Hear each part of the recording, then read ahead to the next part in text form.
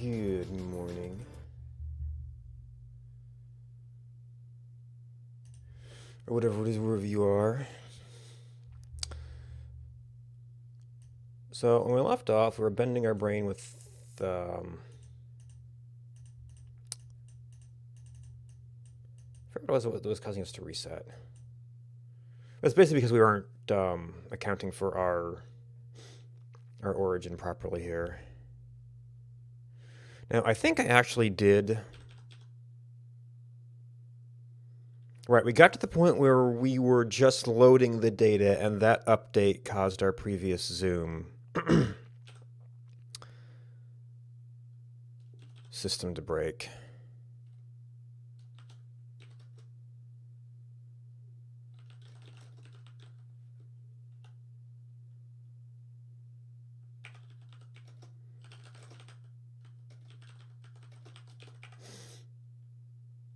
Probably in the center, but we'll see when we get there. All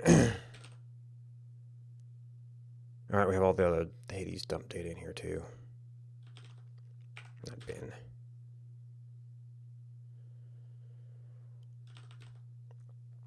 bin. Let's see, I don't really have a separate thing for this right now. But because you are where stuff gets attached and where the offsets get put in, you're currently where we're managing all of this. Let's see, and then you don't care about drag mode. Interesting. I guess it wouldn't be, it might not be a tight drag mode. It might be that you care about, yeah. You care about that, which could really be a Boolean for this purpose.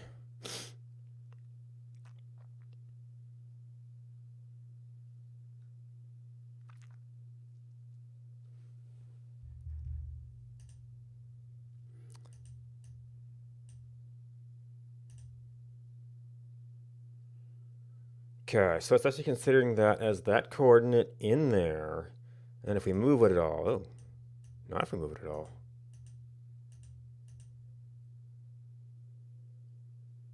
What was it that reset to 0?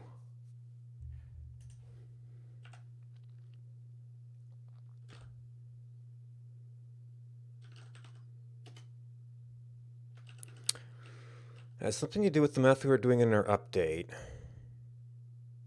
Or maybe we're not doing move and up. I guess, well, as long as move's tracking, we're kind of okay.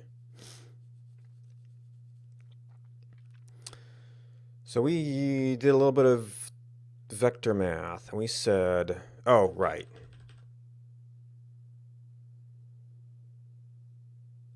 If we have drag 2 with a drag of release. So there might be a little bit of an event ordering thing here.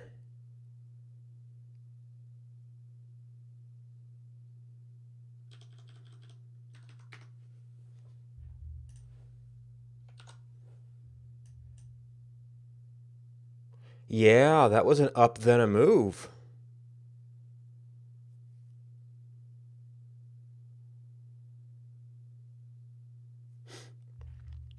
Okay, well, that's the cause of our reset. Yeah, so my interpretation was this could never happen.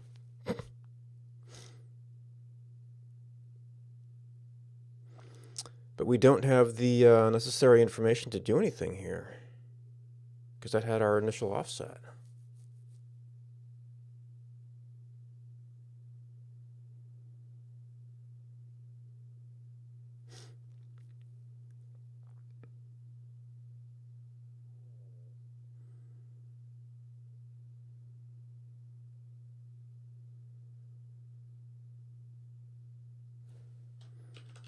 Now, from start was an earlier version of this, right?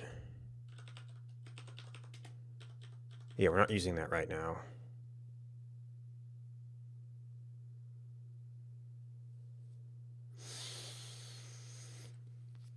So release, we were still, oh, right. Because we were bound to move events. And it's not until the drag release comes that we stop listening to move events. So actually we should ignore that following thing. Now, this is saying offset equals, but our old offset was only there. So I could either I have to do the switch up here, or I have to pass the old offset into here. Now we're updating offset on move, which is what affecting the drag. And the offset built into the dragging is the original offset, which I think we could possibly do that different.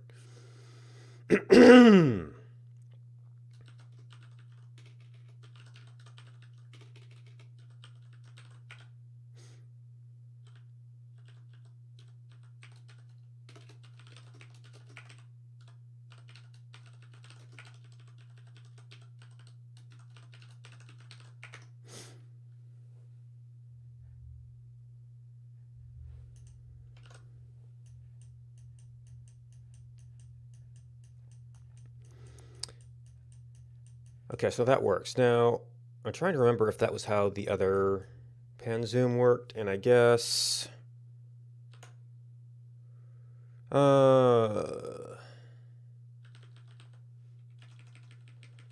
should be the same as any of these.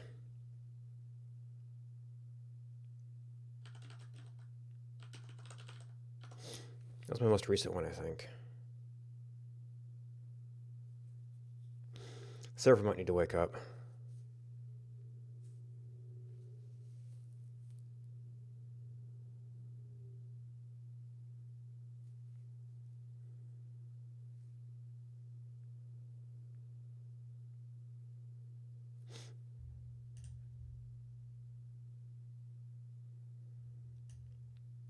Okay, so yes, it is direct with that.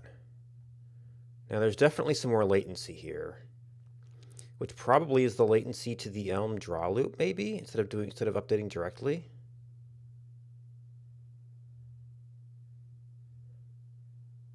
And we've also got this as overhead. Might not be helping.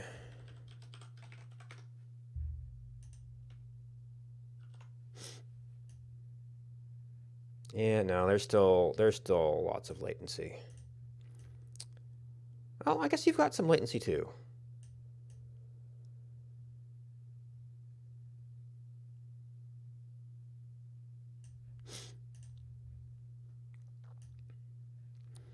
Okay, so now I think that there might be some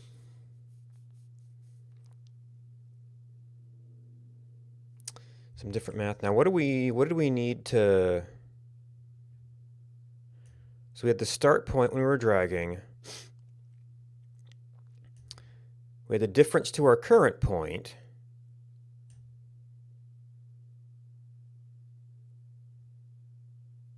And we're doing that to where what the offset was when we started, because this is the point when we started, this is the offset when we started. We could treat every mouse move as a pure delta. Well, my state would have to keep track, well, I guess my dragon could keep track of the last point. That would mean that on a mouse move, we would have to update both dragging and offset.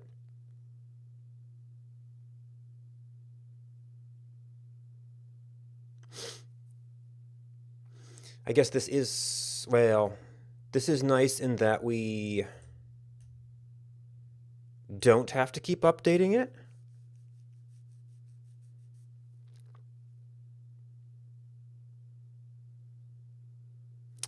But now we need this for the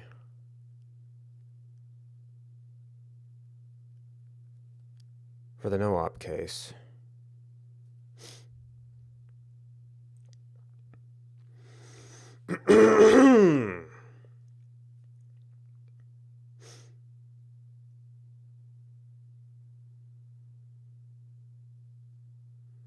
I guess up is technically a location. So we could perhaps include that final move. Now that we've kind of worked out how this is.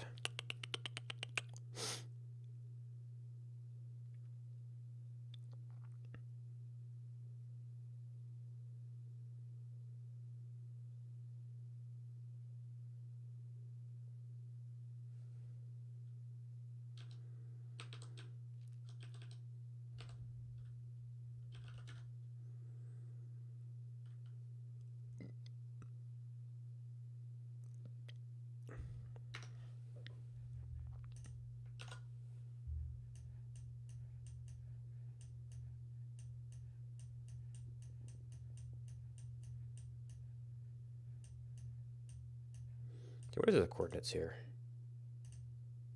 Yeah, that's more or less 0.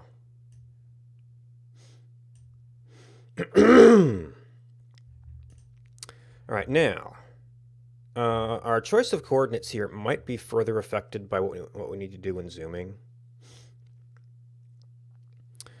So the first question is, how do we even do that?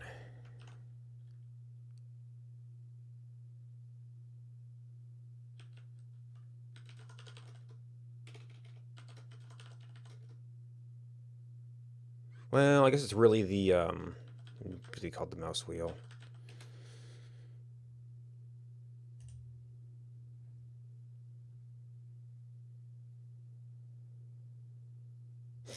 Okay, so mouse wheel is kind of the wrong word. Modern browsers.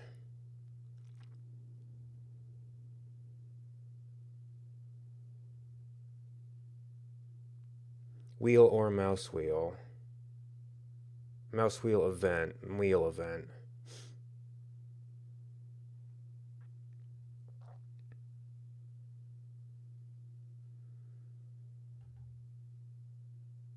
And maybe mouse wheel is like the older one. The absolute value, there's no formula. Each browser OS combination. Wheel delta. It's being a trackpad.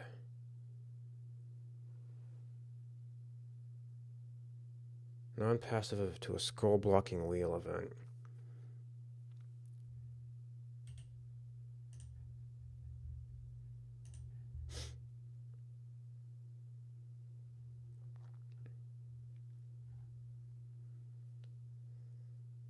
Is this an engine thing?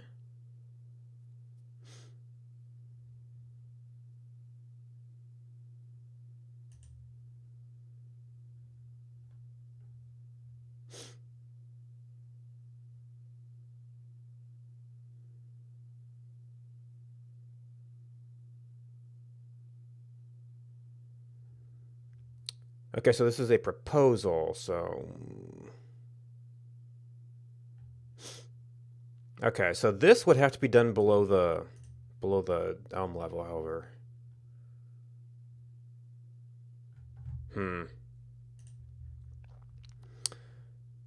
All right, so this is a window level event.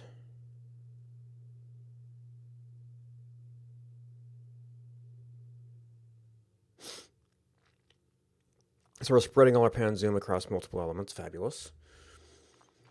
A window level event would have to be browser.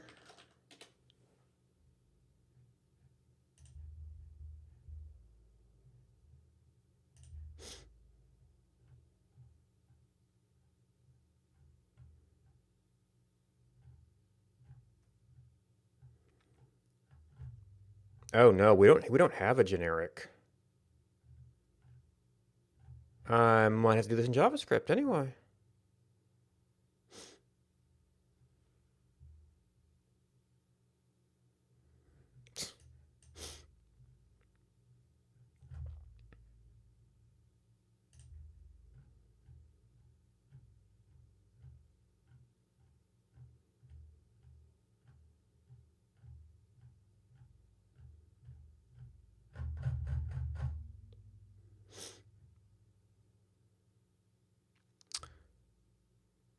Alrighty then.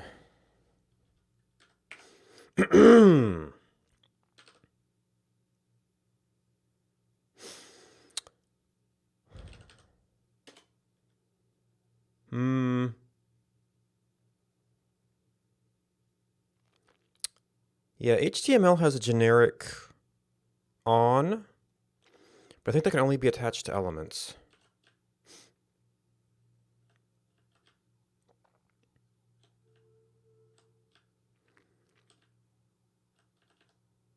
Okay, so yeah, we're kind of stopped using that.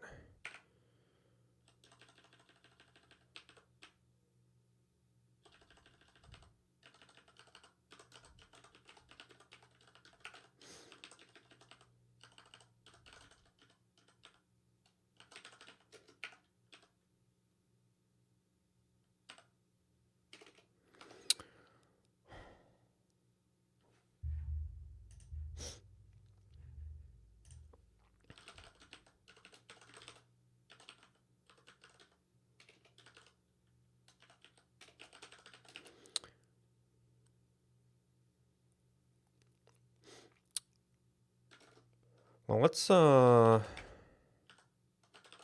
just see what we got here. It looks like delta y is the main thing.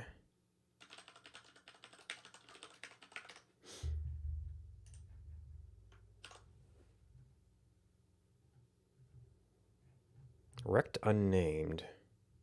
Weird, I moved it off and now it's SVG graph. Oh, because it's the subparts of the graph.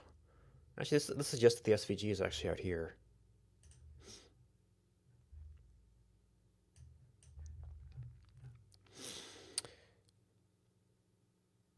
That's a lot of properties. Client.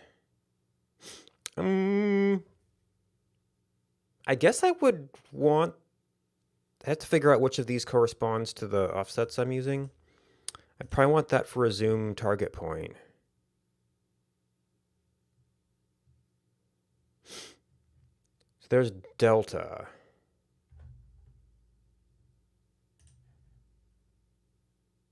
So we try to go 1. 198.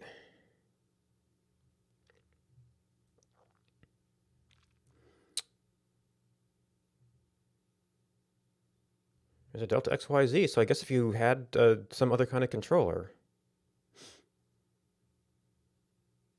Layer X, layer Y.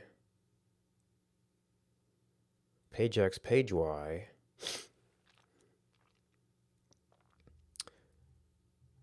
Alright, so in terms of figuring out which one we want to use, we can do... Oop.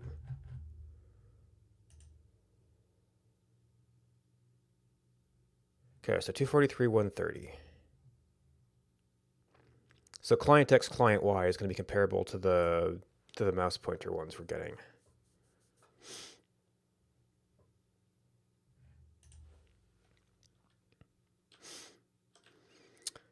This is going to be command only, I think.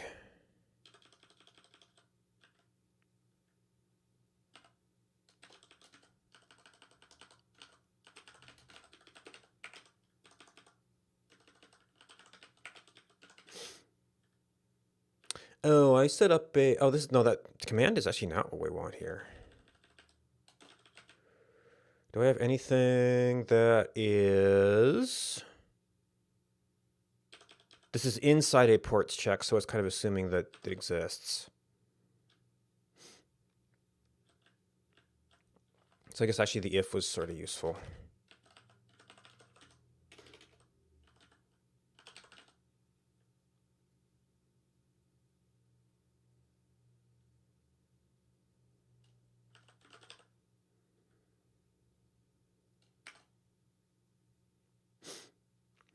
Now, I guess if I send the entire event, then I can decode stuff on the Elm side.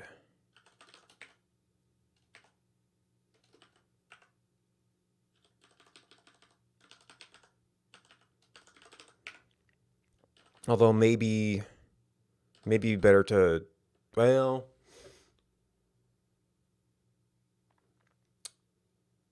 I often try to centralize those events so you can switch off of a kind. But I don't know if there's going to be any other kinds of events from this.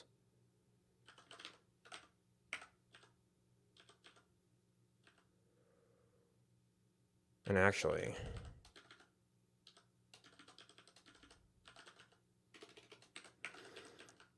we can probably,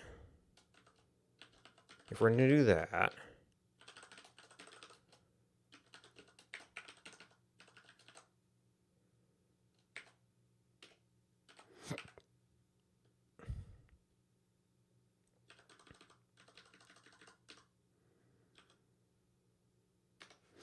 right, so first of all, that doesn't like crash if that doesn't exist, right? Right.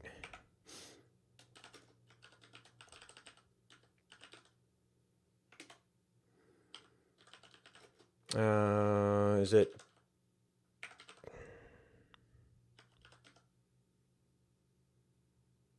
Did I not have any port modules here yet? I didn't actually pull in measure text. I forget it was like port module.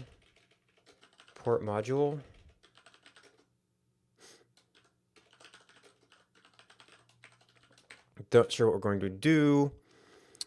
And this is one of the things I don't do often enough to memorize. Exactly how do the port declarations go? I could probably get close.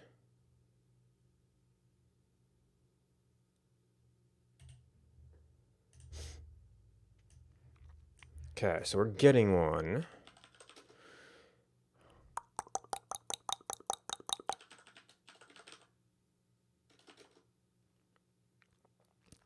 Oh, so...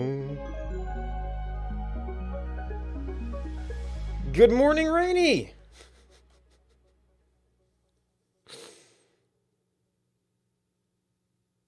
Happy Saturday. How'd the rest of your birthday go?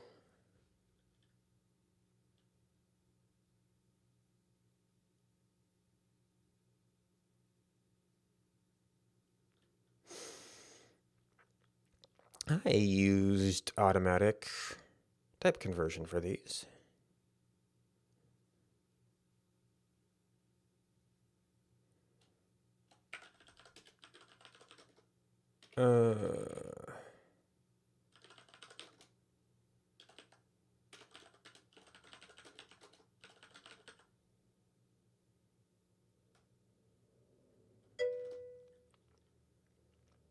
Protect my parents for a couple... Ow, okay.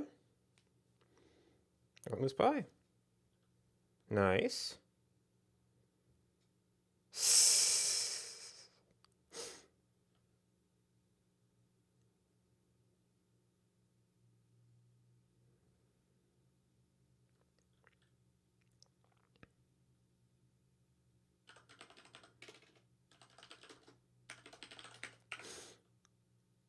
Oh yeah, I keep forgetting to ask you.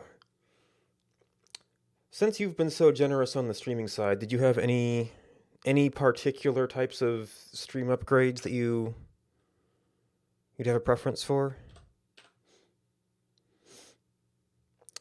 I'm still behind on getting like sub icons and things. There's always green screens and other kinds of equipment.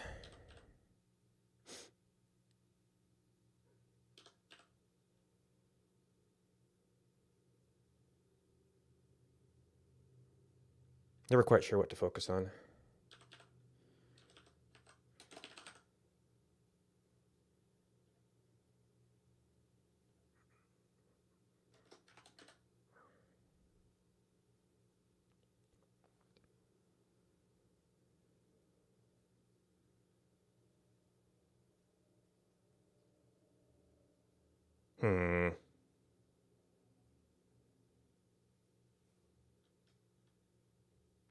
Thank you.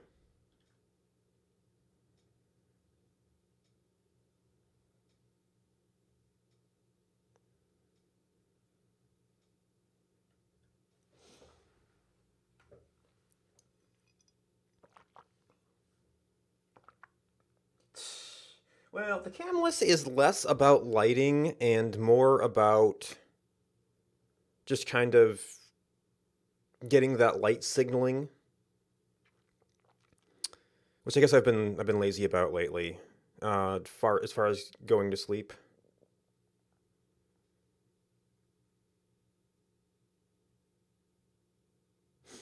I mean, I guess the late night lighting isn't great, but I've got enough lighting.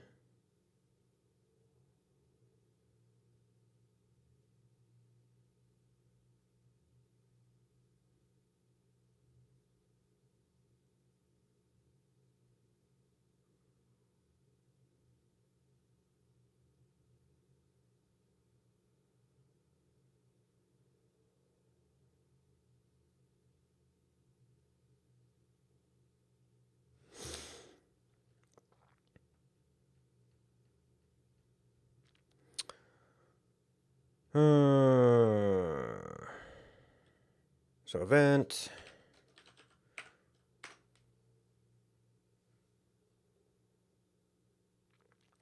Well, I mean, I spent more time doing personal coding projects in the past, so it kind of made sense to work on stream related stuff since I could.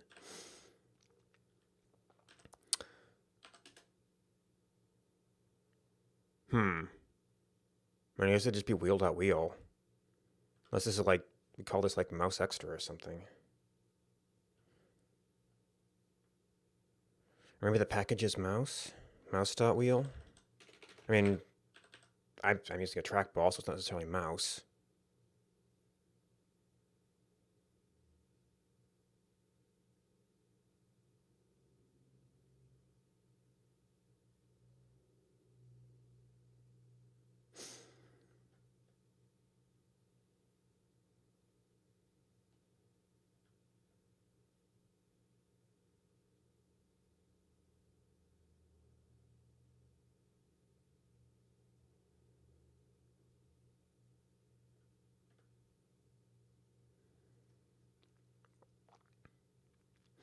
Yeah, and the host thing is actually dead because Twitch doesn't have the host API available anymore.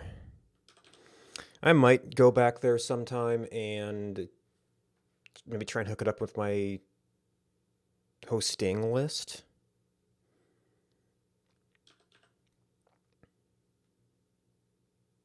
Hmm.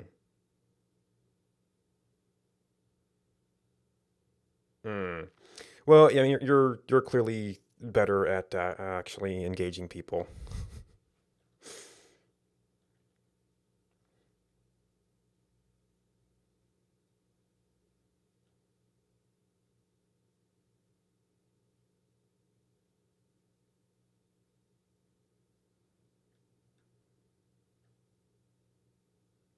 Mm-hmm.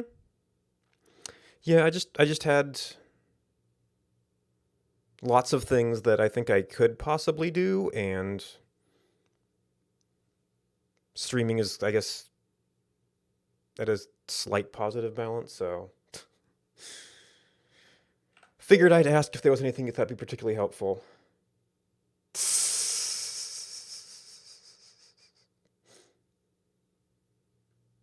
Oh, that was an auto mod.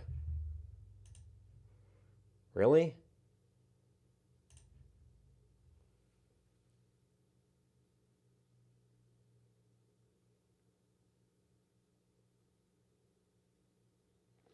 Maybe I'm missing a connotation to that. I don't know.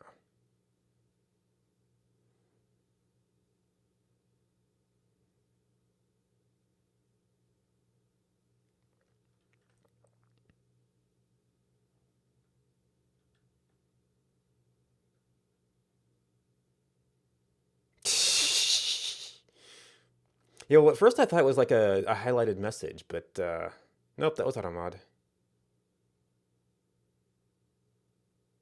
Well, the highlighted thing was I'm a spaz, so I don't know if it's like self denigration thing or if there's like an alternate meaning to the word that has fallen out of favor. I don't know.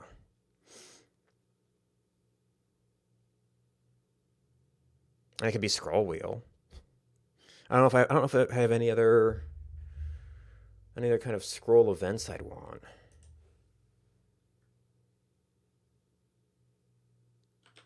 Oop. And I guess you would just be it would be a command message, but it would be a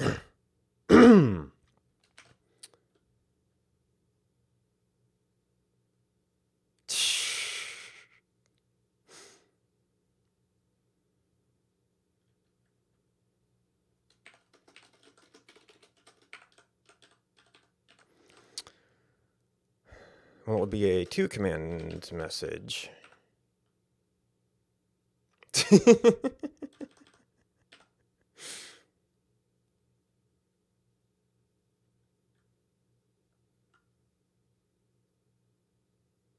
Yeah, sometimes you do a search and you're like, I didn't want to know that.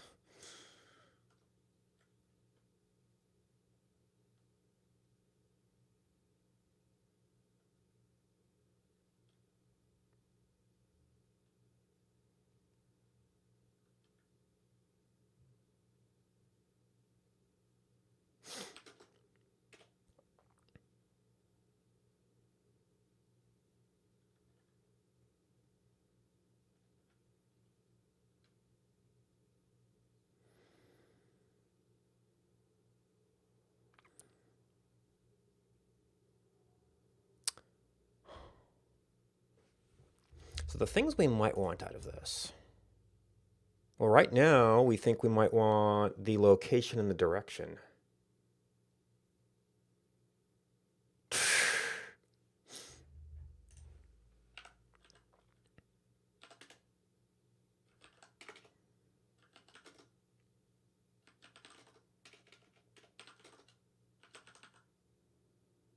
I guess this is just our event right now.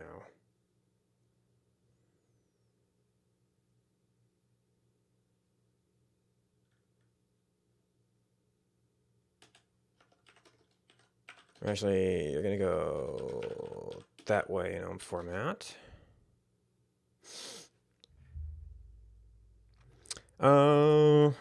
What do the official mouse events do? I guess those are... And here's our point again. It's probably points, isn't it?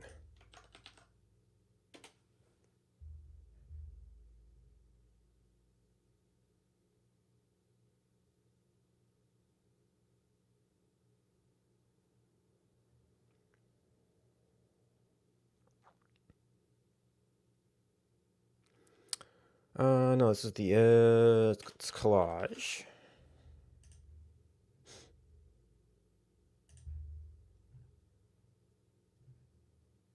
Yeah, so you're doing points. Which we don't have a central definition for point right now.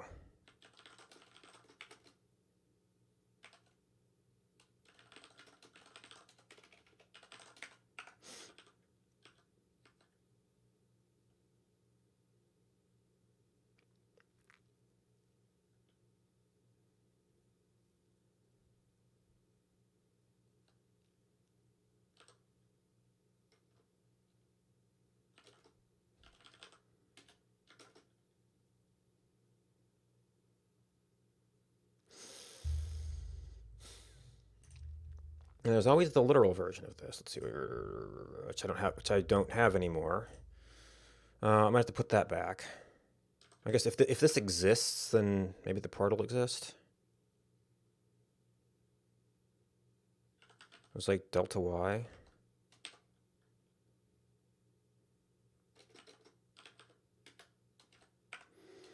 Which maybe I want to reinterpret that somehow.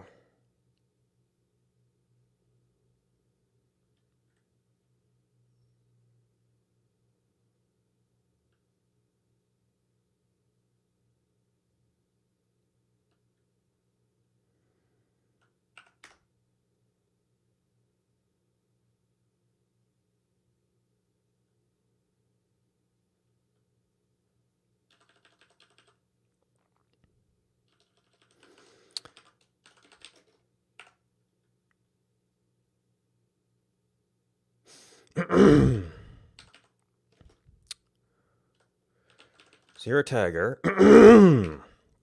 I'm going to need a decoder of some sort of this.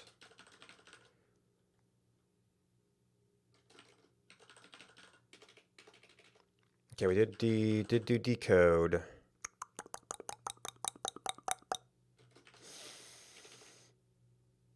And here's decode. Are you decode of event?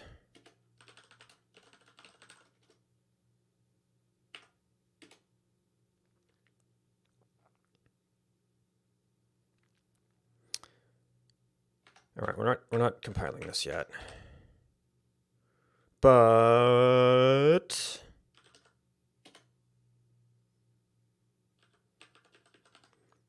I need to go back to this to be able to see what it is.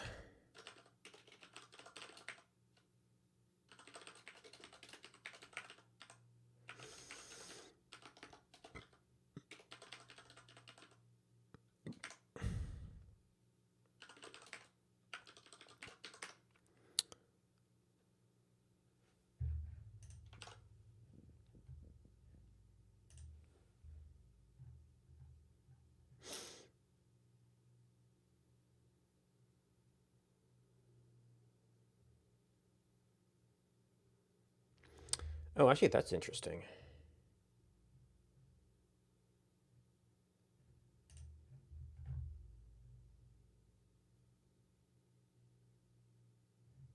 Can it be attached to a...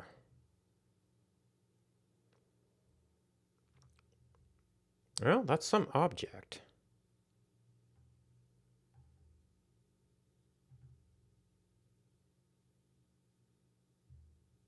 My item.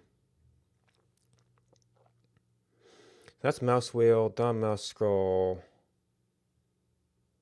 Oh, that's from 14.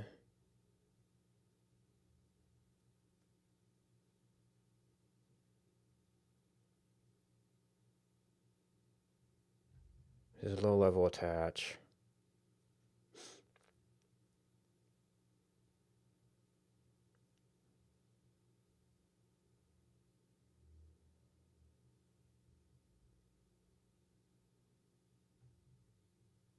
So maybe you can attach it to an item. In which case, I don't necessarily need to do a whole port module for this.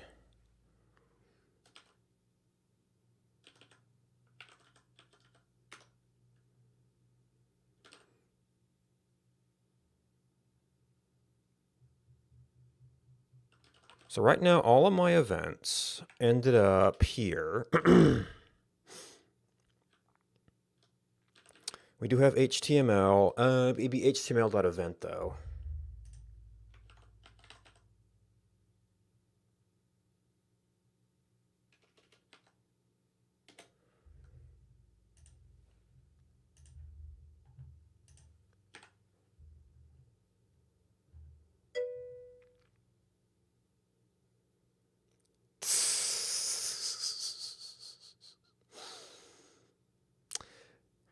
I mean, I think the biggest thing that worries me with right now is the fact that copyright stuff on Twitch has gotten a lot stricter since that first went in.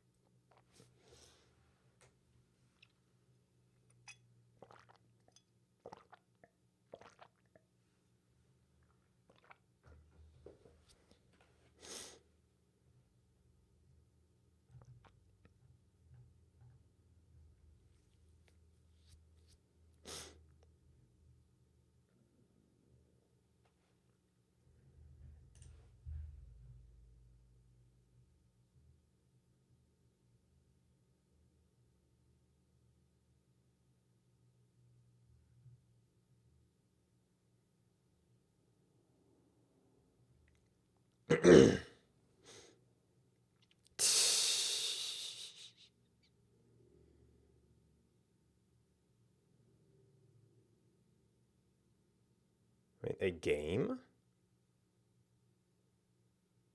You mean just game music?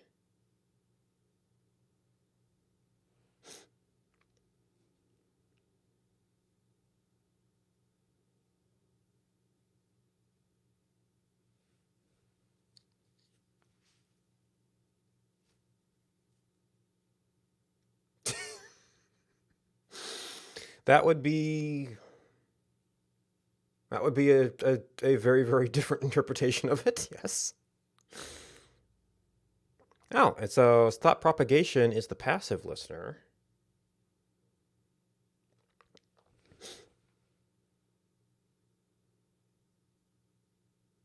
Well, yeah, but if I'm going to do a dance game, I should probably see if I can hook up my dance pad to it.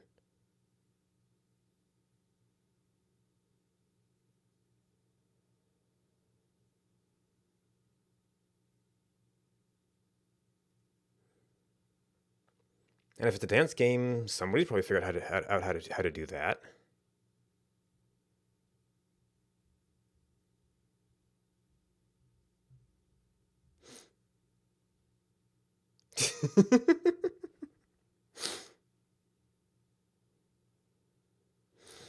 I mean, I've got Step Mania, but the copyrights on those are a bit ambiguous. I mean, I think there was like a small number of songs that originally came with it that were supposed to be unencumbered, and I just have to go research everything else to, which could be a bit of work to see if anything even has the copyright status documented. Well, and it would be in particular happening to be the streaming stuff. Because I mean, like stuff in like the original like DDR games was licensed for in-home personal use, not necessarily for streaming use.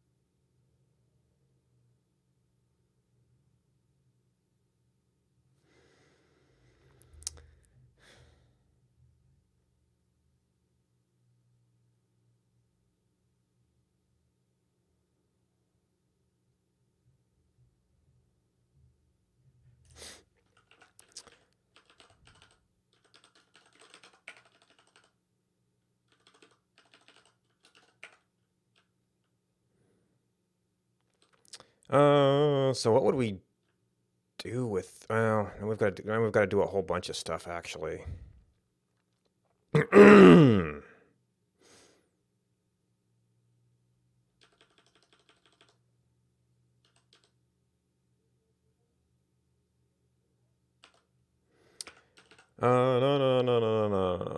This is so they've done.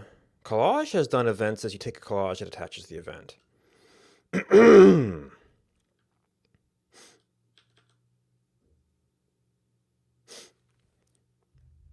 Oh, actually, I probably need to add this to the attributes.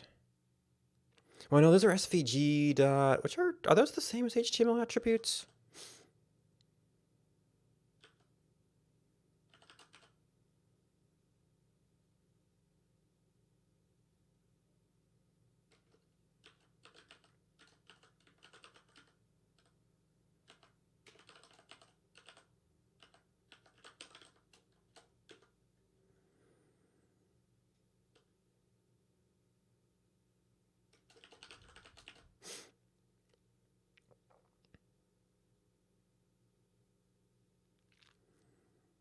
Yeah, I need to have something there.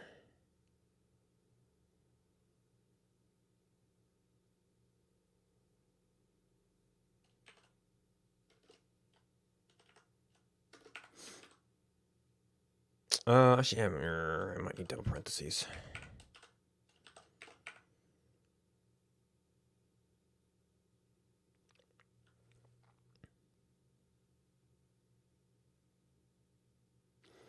Message and a bool.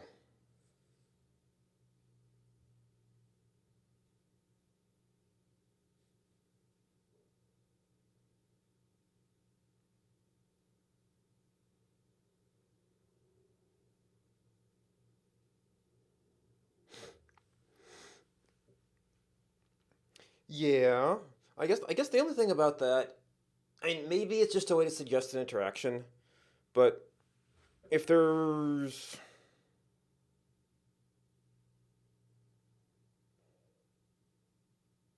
if there's no prize thing, then like why is it a channel points versus just ask?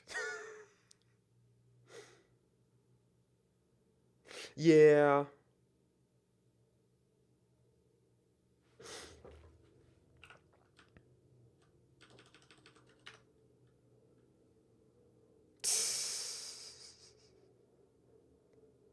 Well, I can be a pretty big lurker myself, so I guess I don't necessarily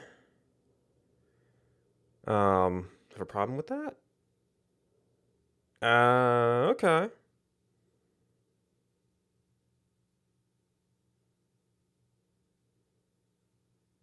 Okay.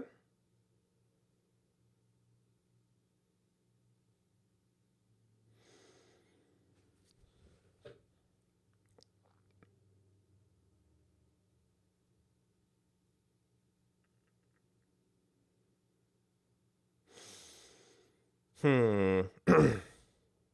Yeah, I guess because I tend to be a little bit of a lurker myself, I don't necessarily like think of things I want to be doing in streams.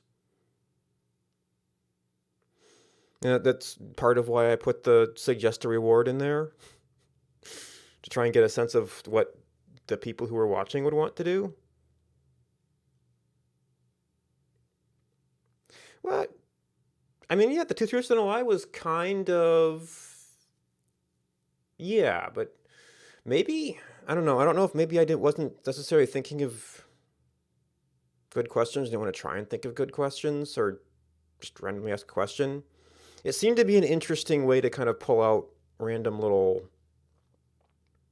random little stories and learn some cool stuff.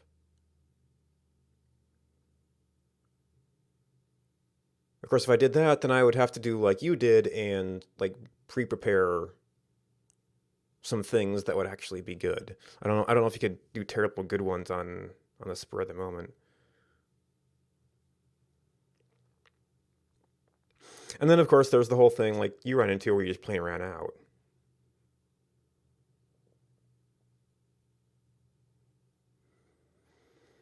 You can make a list, but it's still a finite list.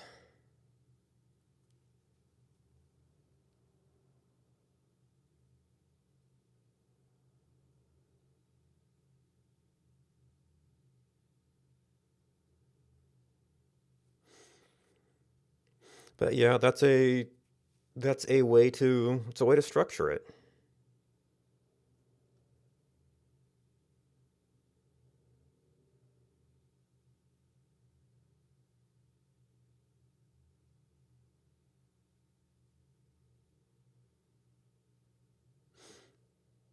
And uh, and really, I mean, you say instead of name a baby, but like name a baby was like, oh yeah, it does that too. I forgot.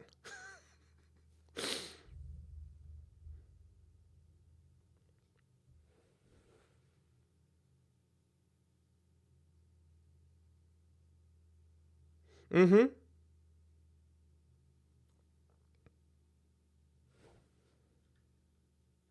So I guess it's more that putting ask a question there makes people ask more questions.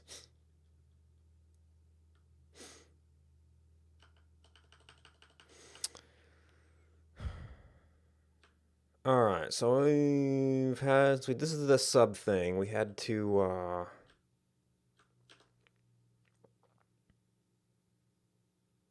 oh, I do have to define this now.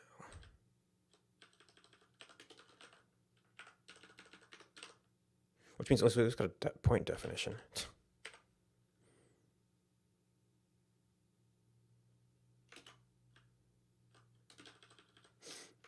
Now, that event could actually be a two-parter, or could it?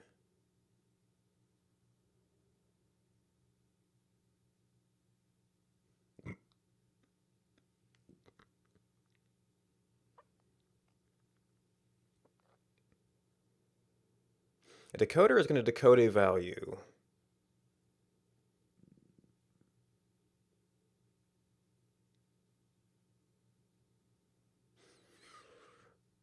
Maybe you could take a function that takes two things?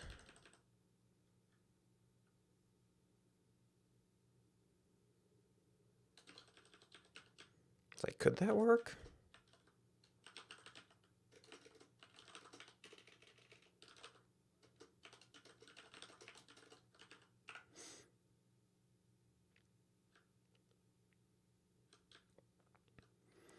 Oh, then there's our Boolean thing, which we don't need that externally.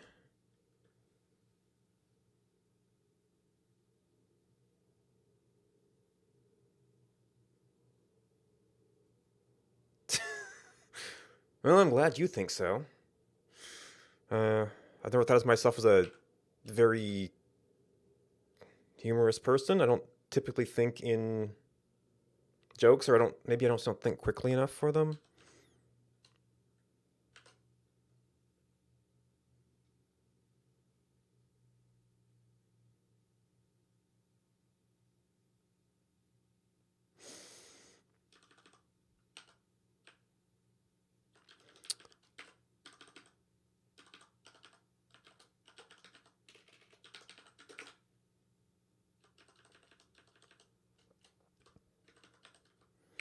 This is not going to be actually just on wheel, because that is not the right type. We need a decoder, which takes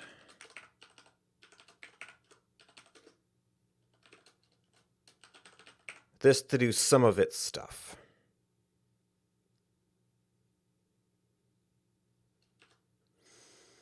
This is kind of a little bit of a sideline thing.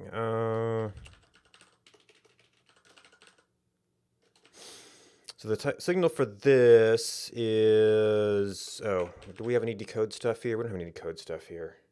Ah. Mm-hmm. Yeah, kind of like you don't notice the ahs and ums. Then you hear a recording, it's like, oh god.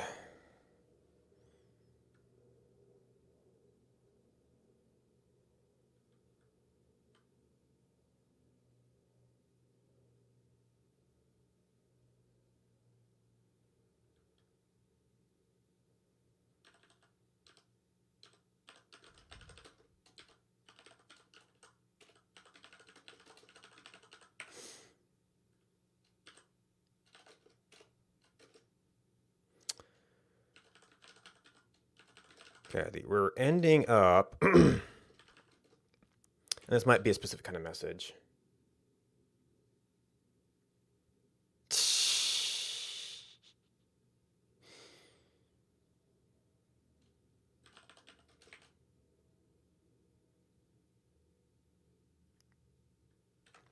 And you take...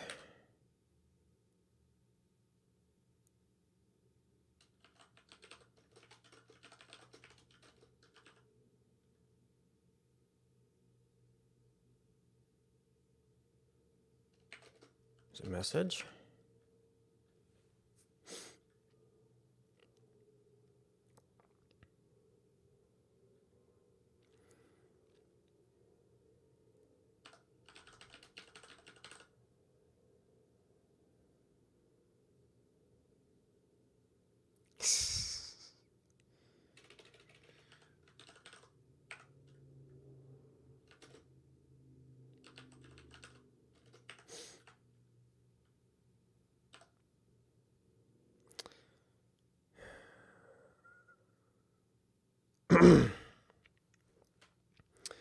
So we have the decoder of... Well, it's just going to be bool for that. How do we... I guess that would be succeed. So our top level is decoder of.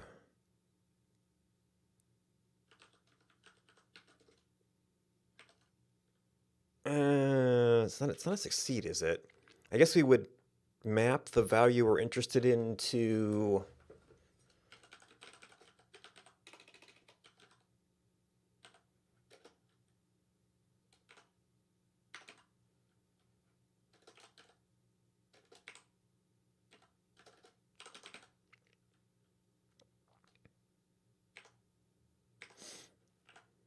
to the tuple.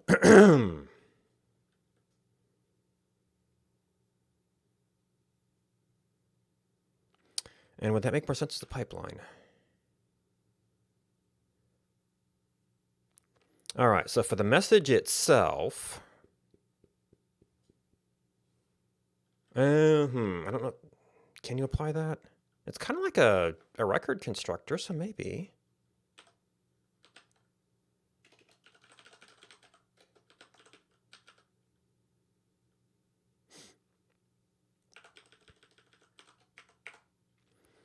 So I know how to do that in this style, but to do that, we'd actually have to kind of...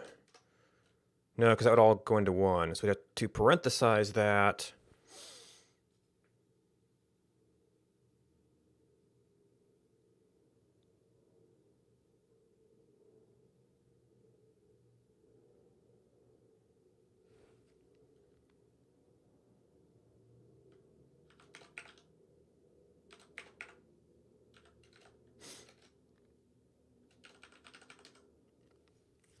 Oh, and this is itself decoding a point from from here. Do I still have this stuff out? Yes, we said it was client X, client Y, which is actually going to be a lot like some of the other things. That if we had the code for this, there'd probably be some things we could use.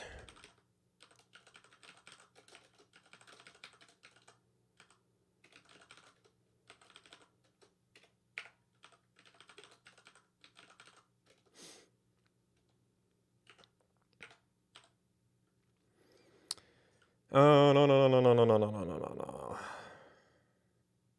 How would this work? We're mapping to a tuple. I guess decode.map.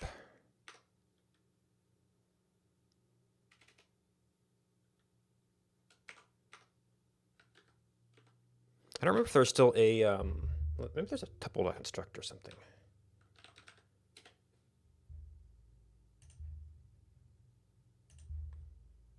Tuple.pair. I don't know when we import that.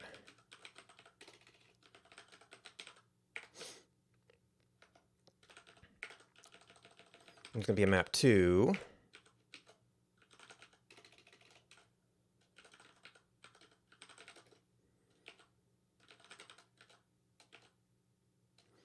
Now, the points it's been using are floats. I think these are, well, they'll parse as floats.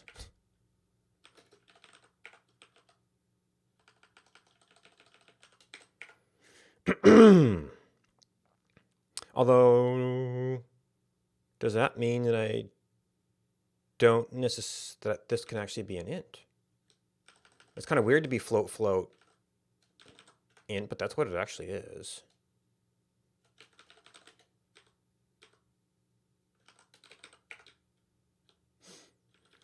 Of course, I guess that also means, well, your collage is, yeah, it's giving me points. Points are floats.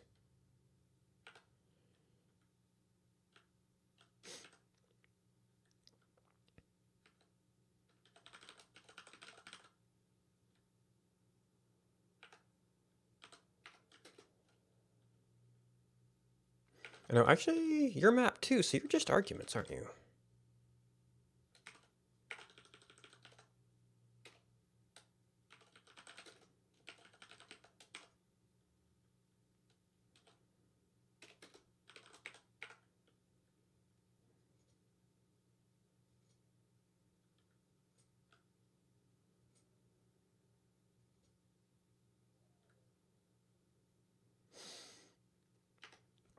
All right, we are going to have so many problems here. All right, these aren't plain. We've got to specify because we're not going to decode specific module.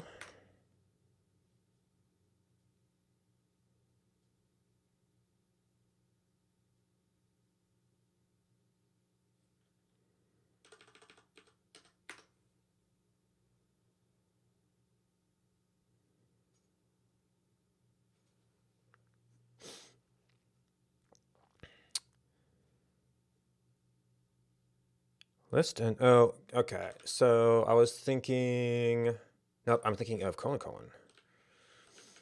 prepend one element to a list.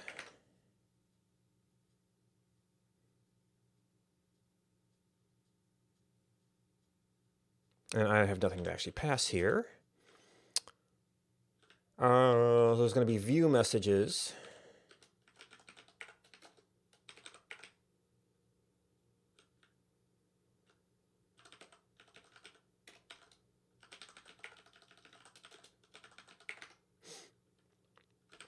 Then we need to handle that.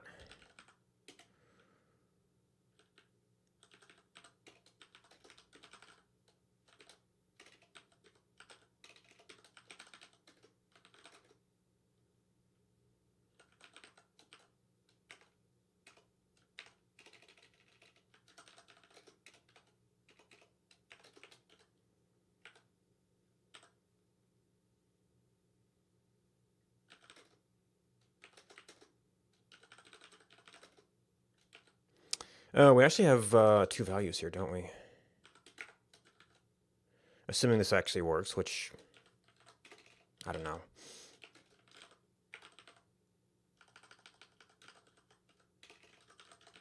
I guess as we're having the structure could have been useful.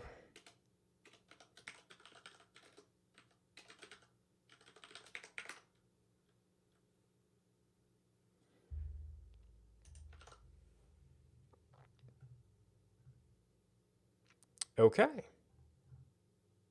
Okay, yes, that's positive and negative.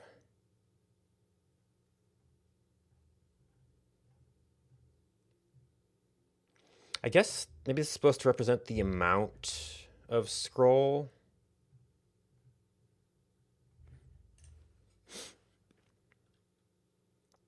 If it was actually doing vertical page scrolling.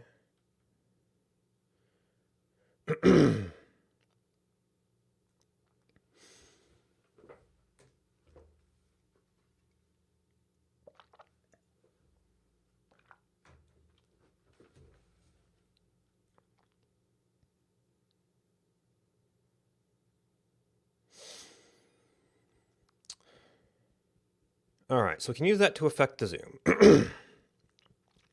I guess figuring out how to affect zoom would be the... Let's see, what are we doing? We had an offset. How do I represent zoom? That might actually be... The amount of zoom itself might want to be float. Or I guess I could do zoom levels similar to the... Maybe I should follow leaflet there and just do doubles.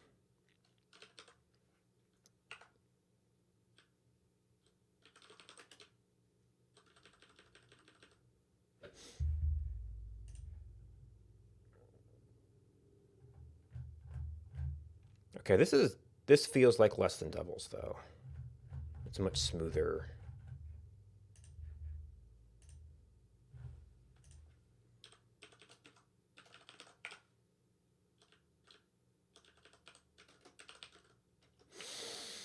Maybe we should call that zoom ratio 1. Just, 1 to 1. Let's figure out which way it goes.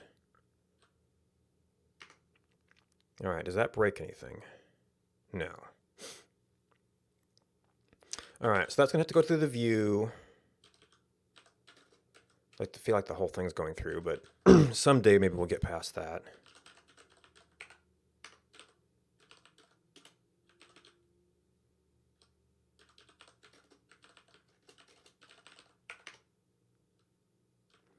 And this is probably going to have, if that's doing offsets, we're going to have to do zoom. All right, where did we do offset stuff? We did... We probably had like a scale, right?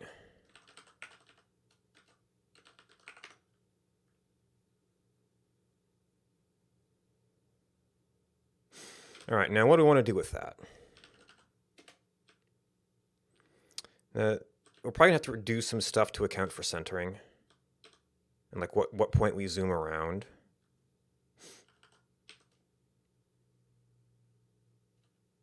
All right, that stuff's going to be temporary.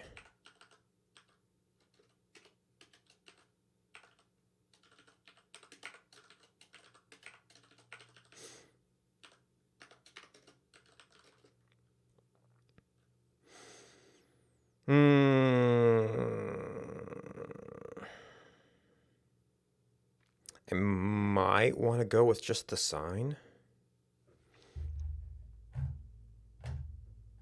Oh yeah, I can't even do multiples. It's just I get multiple events. So yeah, I think sign's about all we can use.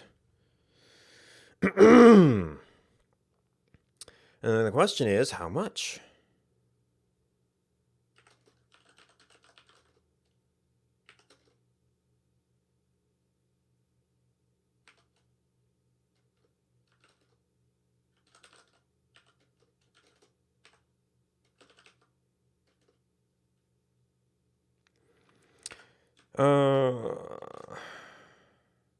Actually, I probably need to be doing, I'm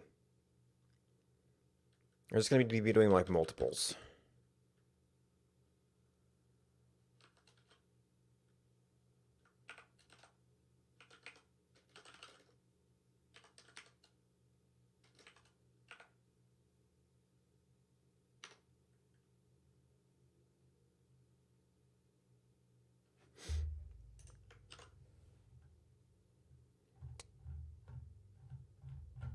All right, well that works. It's zero based. And it's the zero of that particular image, it looks like.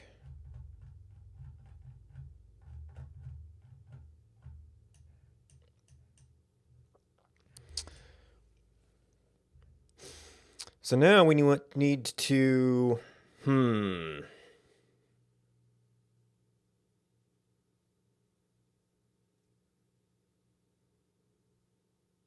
Yes, I might not be able to express this as a simple offset zoom.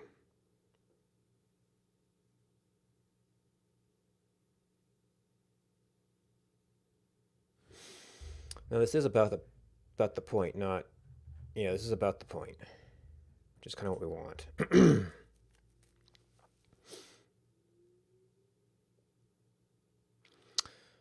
So I could either do well, it might be simple math to do myself.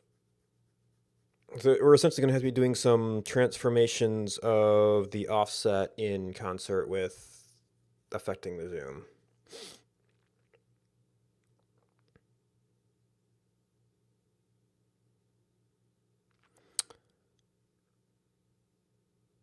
And if we tried to apply it just in the SVG layer, we'd have to be like doing a variable number of zooms and transforms to kind of keep track of where different zooms at different times had happened.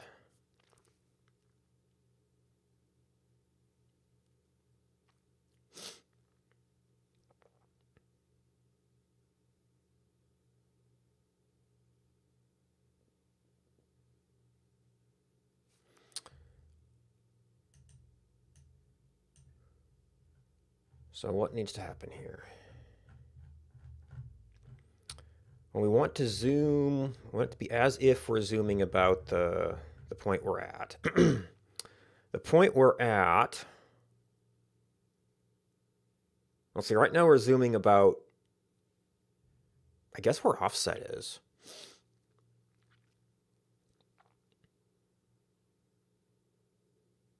So I'm going to have to do something to offset based on the relative position of the point.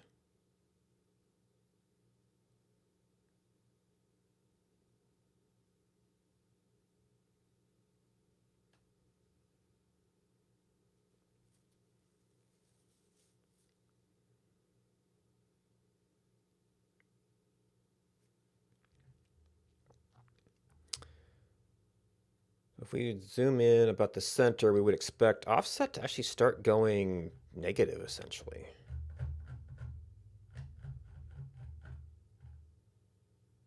Well, sometimes it rounds, and sometimes it doesn't. That's kind of weird. Like, it's obviously capable of doing smooth lines. Oh, maybe it's like when we're on perfect pixel boundaries versus when we're not.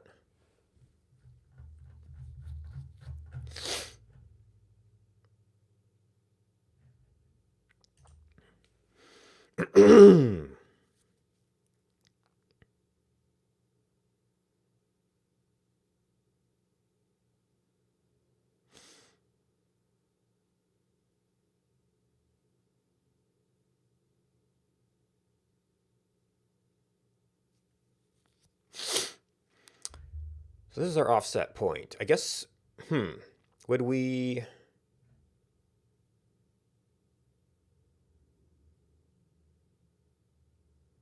take the difference to where we're at?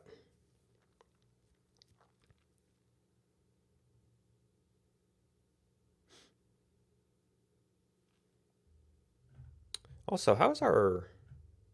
Okay, we're continuing to get the same point even though we're zooming.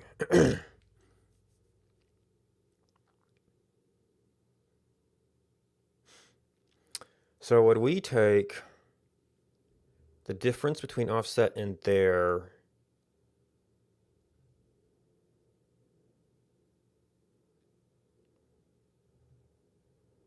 and do some sort of transformation based on this? So I might actually need some intermediate values here.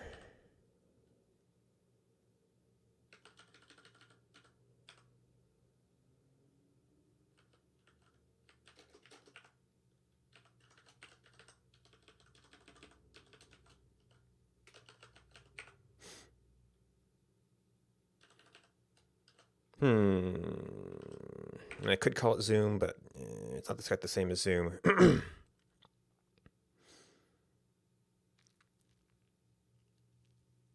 then what are we doing to you?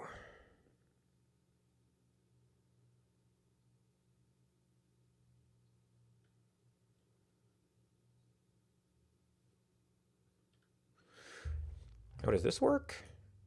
Yeah, this pretty much works zoomed in.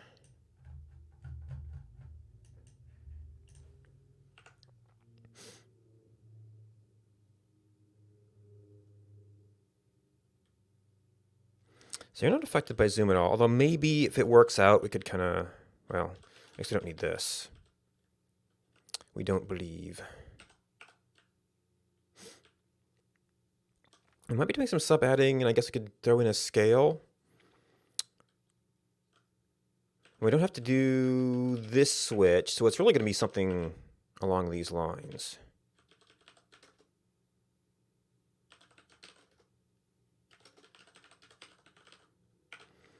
Where do we start with? No, we start with start before. We want...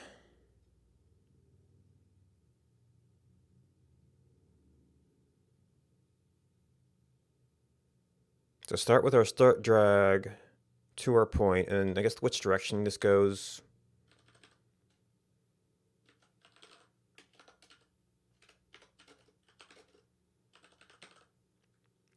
I'm going to have to flip those around. We need to...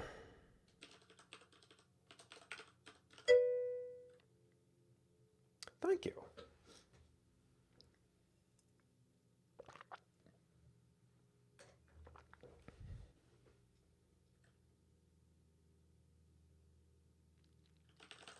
I need to scale a point. We're going to be using operation on a point.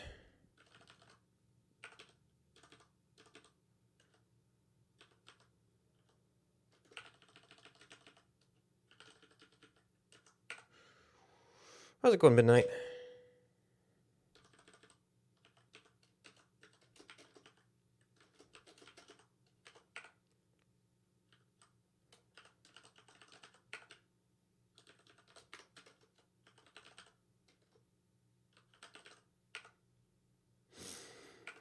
Excellent.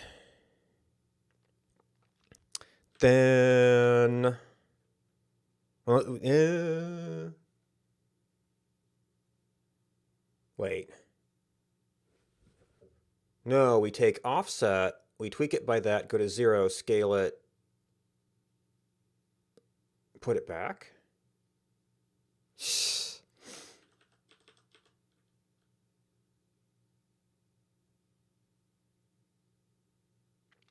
Scale the difference, and then add offset.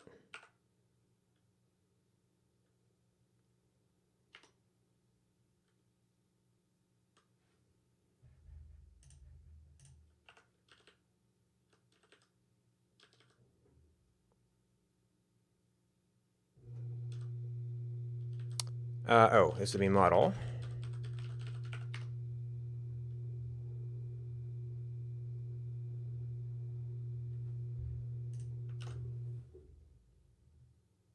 Okay, that is definitely wrong. Wow. Try to just do it once. So let's... I might have to use a different factor there.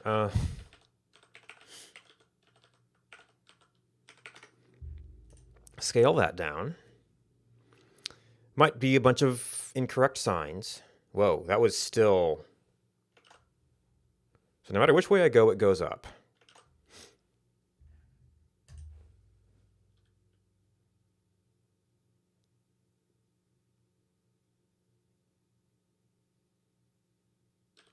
This might be a sign issue.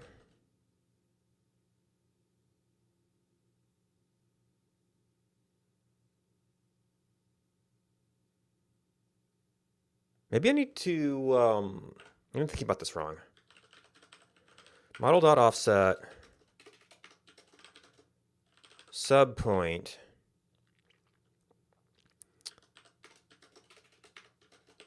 add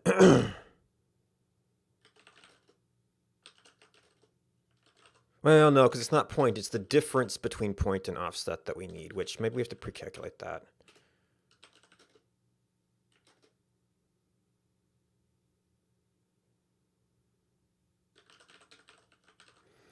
And which I'm not sure which direction we need to go.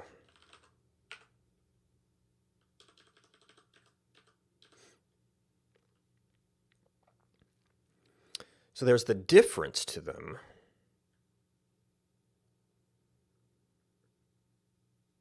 So the delta to there, we sub the diff and then scale the diff. Our direction might be wrong. Well, that was...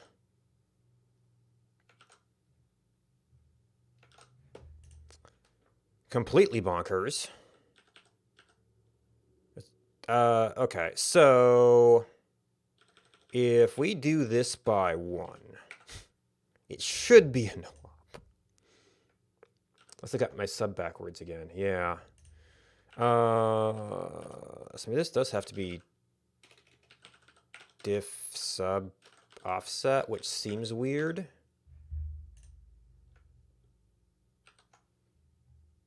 No, it's completely off the scale.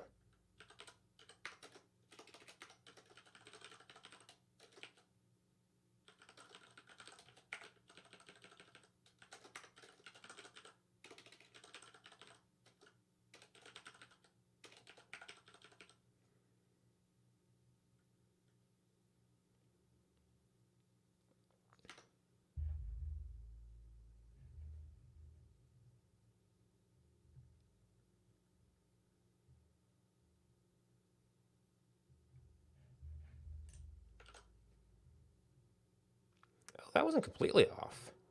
Also, I'm not getting my debugs. Wait. Oh, no, we're not compiling. So one of the things we did just plain didn't work. I haven't been doing any of that code. Oh, pff. So it did work.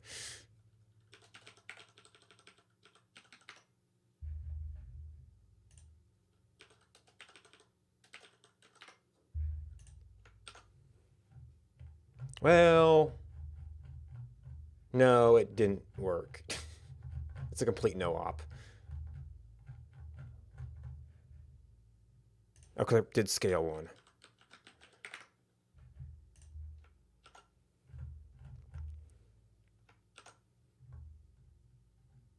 That's not completely linear.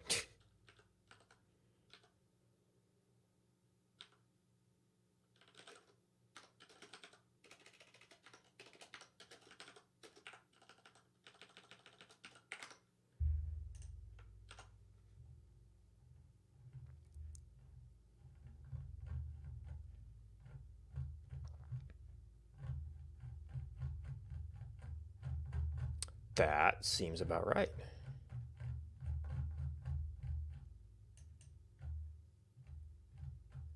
Although, Is my zoom backwards? So that way is out. Yeah, it is backwards from what that did.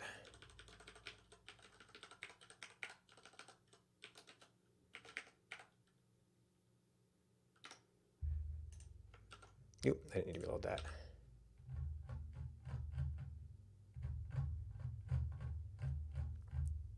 Let's see, speed.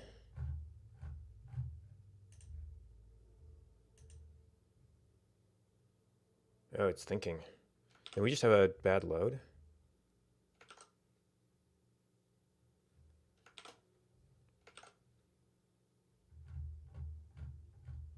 I guess it takes a couple of scrolls for this. Now, maybe it could be faster?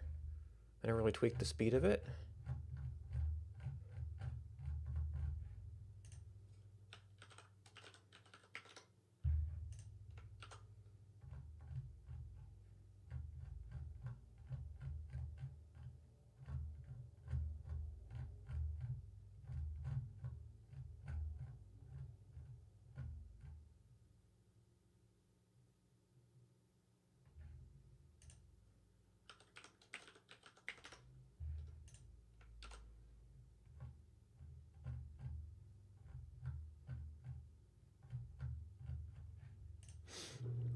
All right, and we were outputting these.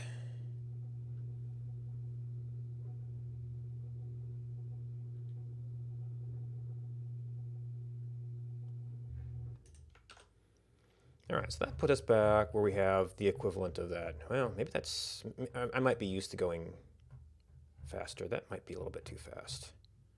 Or I'm used to things that require more scrolling.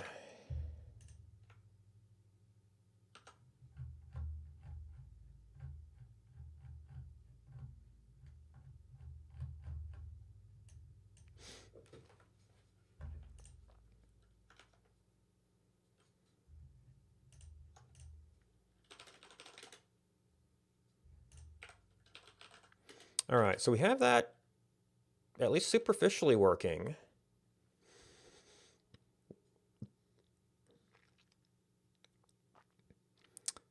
And then that broke down when we started loading data. So now we don't need pan and zoom, in fact.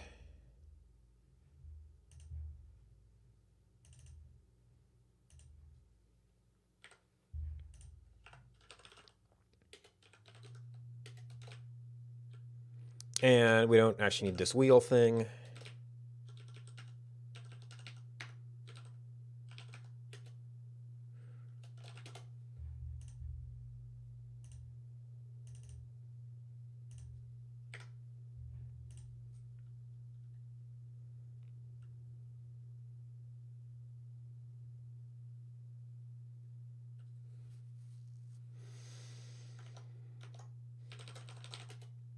Okay, deleted notes.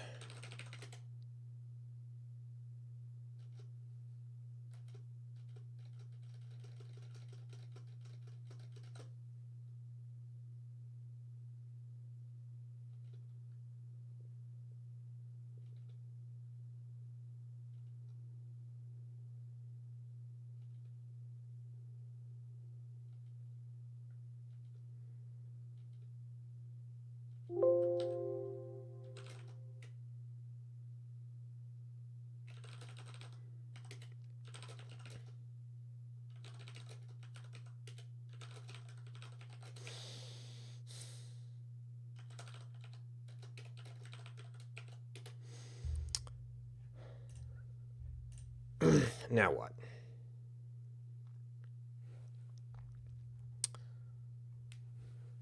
So we got some data in there. We got them laid out. Our zoom scroll broke.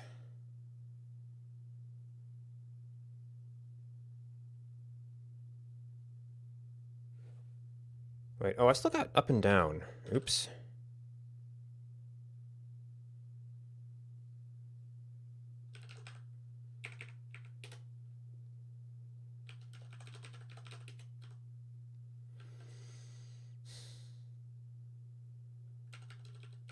Maybe I'll need that again, but...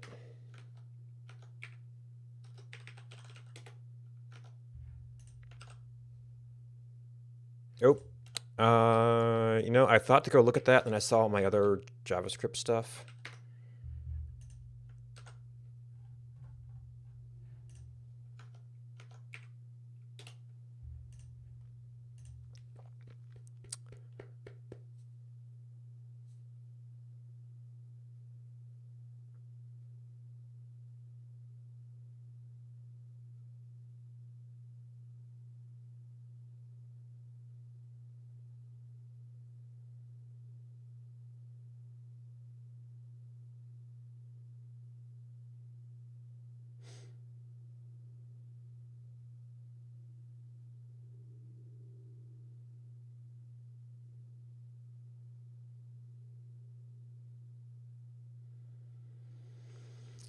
So the thing we were particularly interested in doing with code is doing nice duo boon arcs. I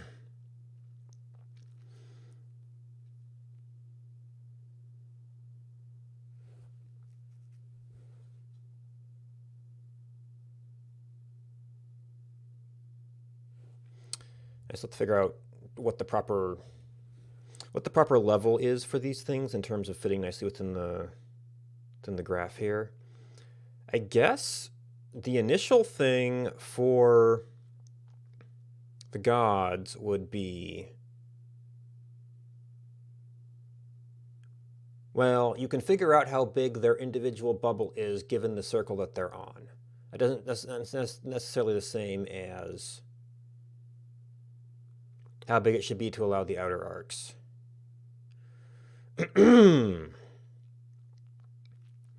So I guess we need some way to define how all of the duo boons are going to be displayed based on the distance. I guess we're not doing pan zoom stuff anymore. We are doing, what are we doing?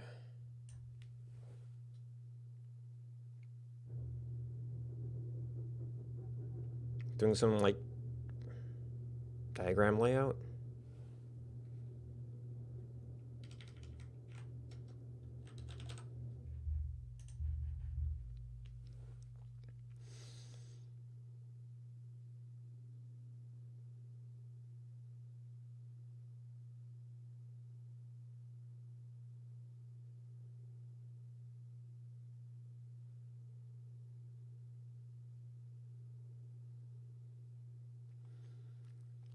We should have all of the duo boons listed.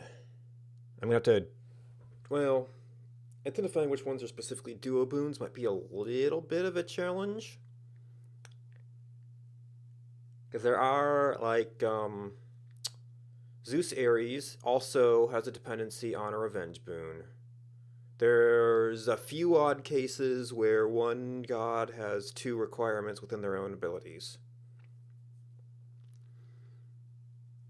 So I might have to kind of go through the data we've got and classify which ones are the duo boons.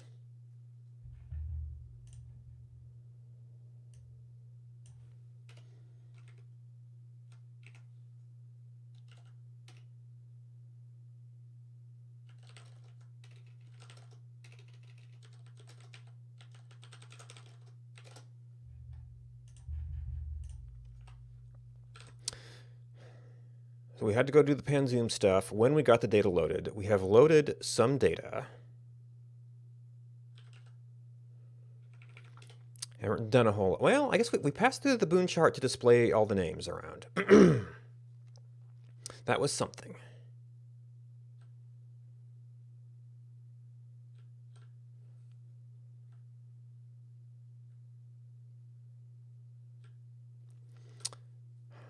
But we kind of just passed the raw data through.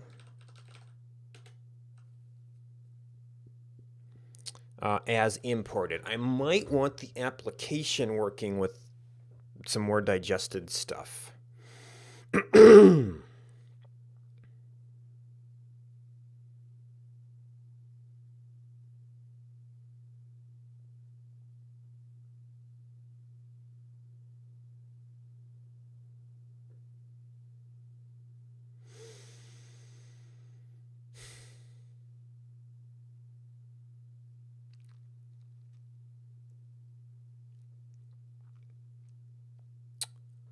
Now, I think the way the data is, the duos were just with one or the other of the gods. So if I specifically want to do something for duo boons,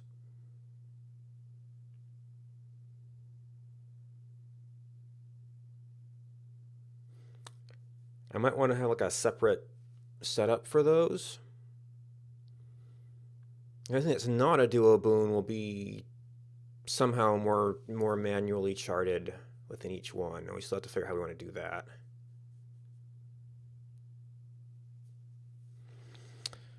So those are the traits. The traits have requirements.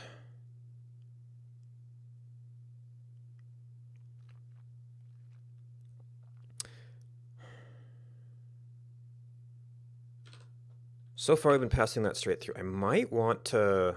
See, I've been calling this traits. And it has the import and export. Maybe... So there's two ways to do it. We have the import and export. We start changing our data types, and then have the import and export do as much of that as it can. I guess there's not really an export. The import, or the import does to its own type, and then we transform that into the extended type, which might run into a little bit of name collision type stuff. Because for the traits, you would want to go through and tag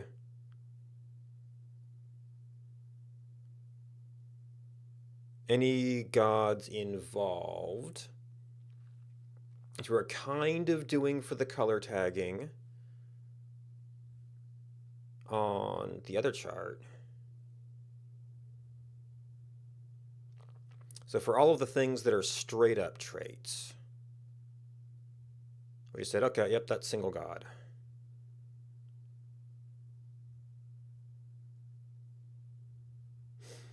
And then where there is non-empty requirements,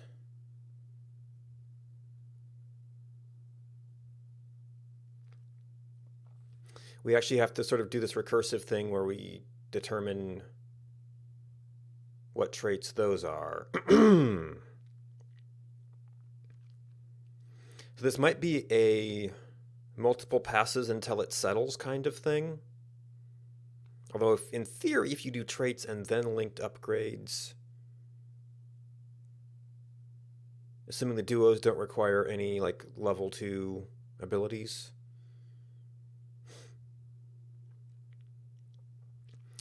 So a trait can possibly have a... Well, the god just has a name. The name is like the upgrade right now. If we made a single pass through, that would probably be the only reference to upgrades.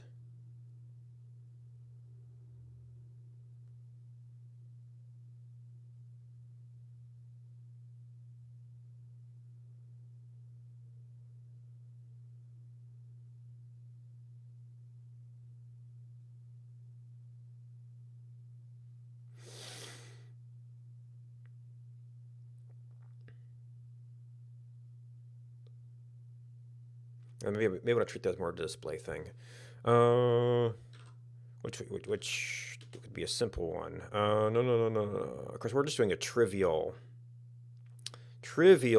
god display right now.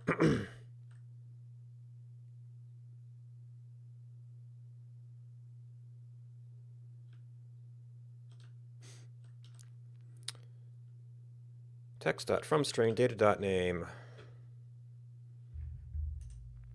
What is the particular name of our string replace function?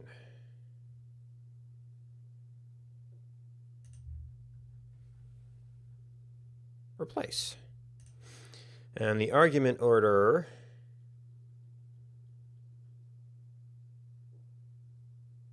is replace first thing with second thing in there.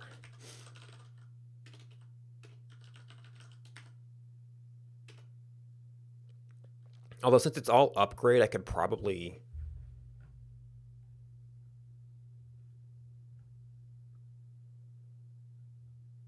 get away with like a drop right.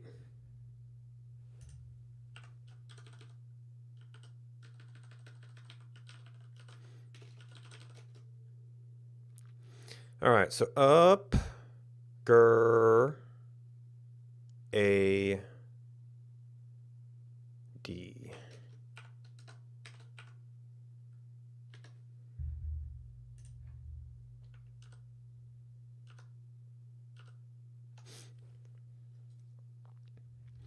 At which point the text could be a little bit bigger. Kind of picked an arbitrary one.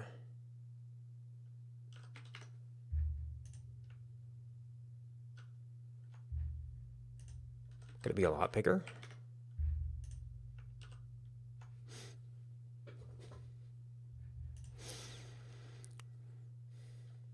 Anyway.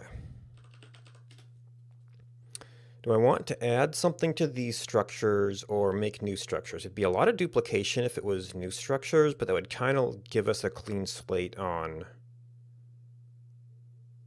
Oh, if we start updating traits? Well, no, it's only trait IDs. I'm not going to have necessarily that problem.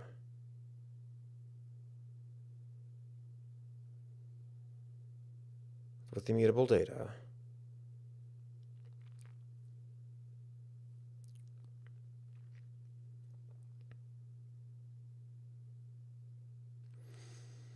I might want to have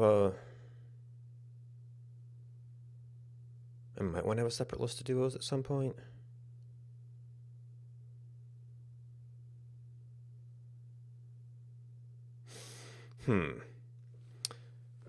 How do I want to do this? Do I want to go through and draw all the line types I need and then figure out what duo goes there? Which, if we've got God to God, we could probably do. Or do we want to have the list of duos and then say, okay, where are they? What kind of line do we want to draw?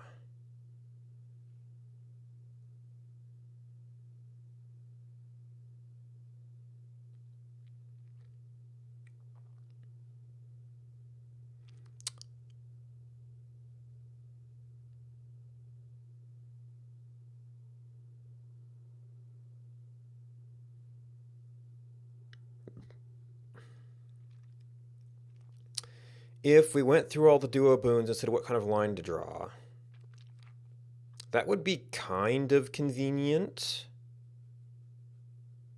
Just from like, okay, so duo boons draw.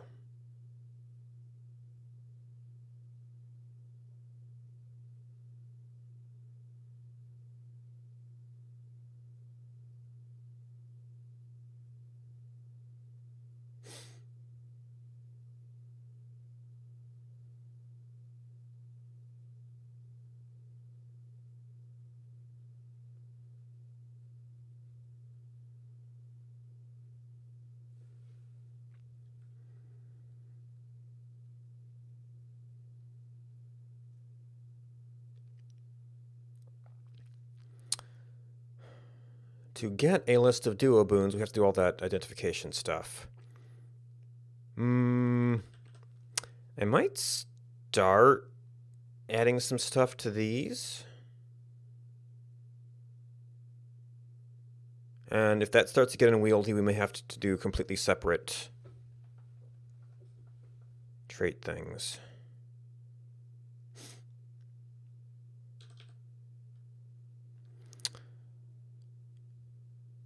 So, no. We need to be able to tag which gods are involved.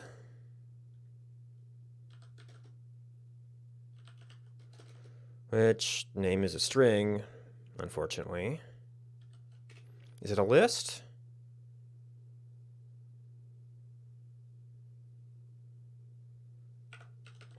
Or do we have...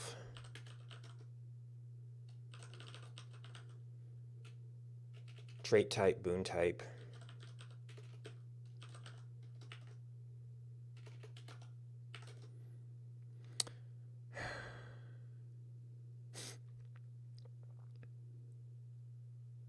I mean, like, maybe we put legendary in here at some point. This is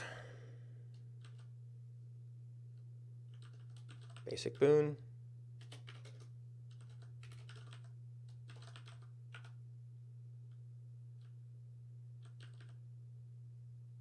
Oh, and then duo boon would...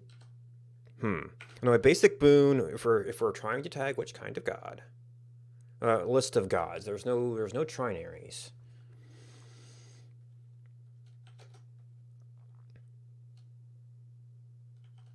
Which leaves us back to this. Now the thing is, even if I defined an enum for the gods, I would still have to be able to translate strings because we're getting a JSON file.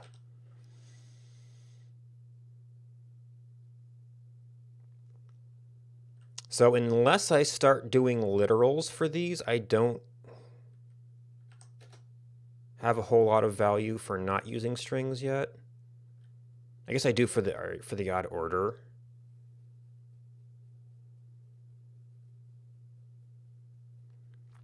But your type, since you're translating from strings, your type has to have a punt.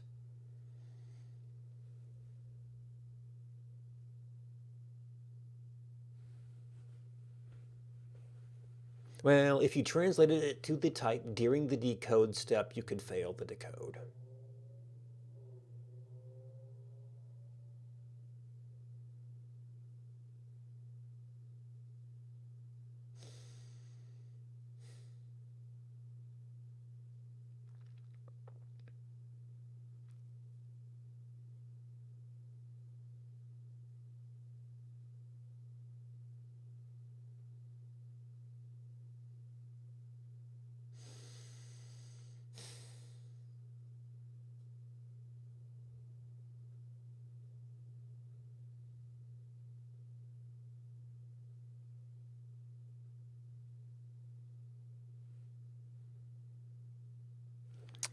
We're not completely God independent because we have the sort order, which I guess I could have put a list into the data file with that determined sort order to define that.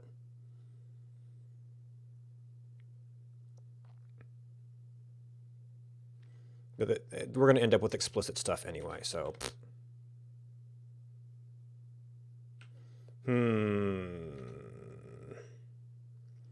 I guess that would be kind of a traits thing.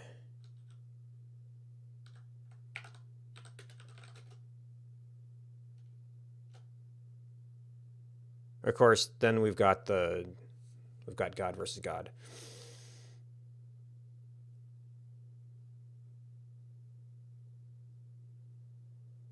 Those become like God data. And trait data.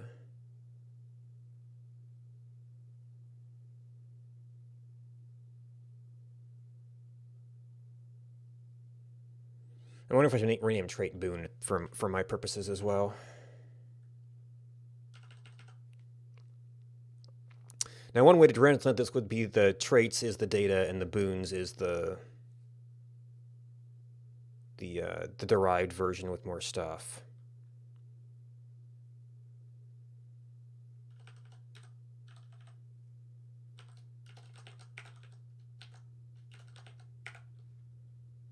We've only had the guy that says name, so actually, well, you know, if we end up with a type, I'm going to break everything.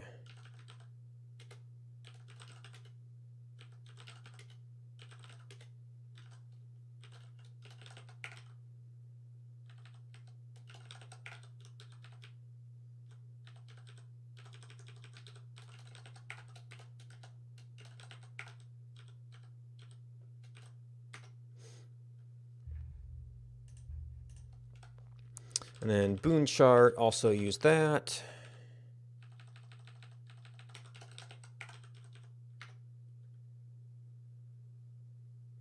Okay, so that compiles again.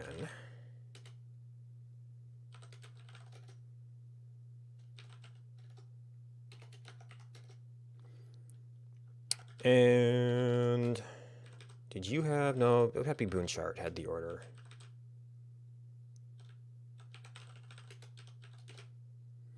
What's that? What could then translate to this?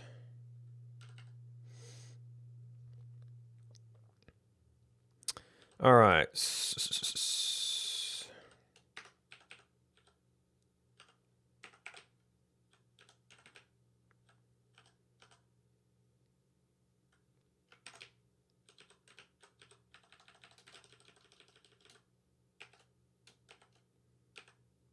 No. Search and replace. With nothing.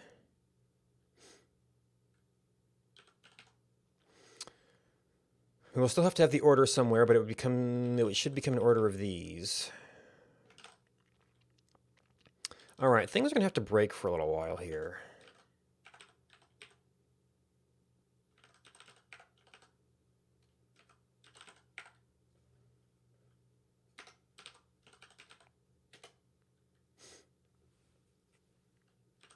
All right, so we have God data. What that is going to be... What is going to be? It's going to be field name.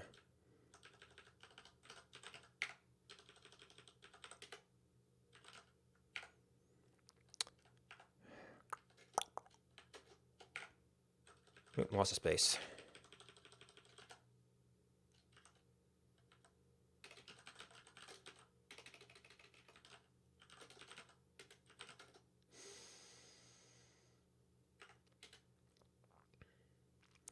So this is just going to be a straight up lookup table. So we are, so is this string?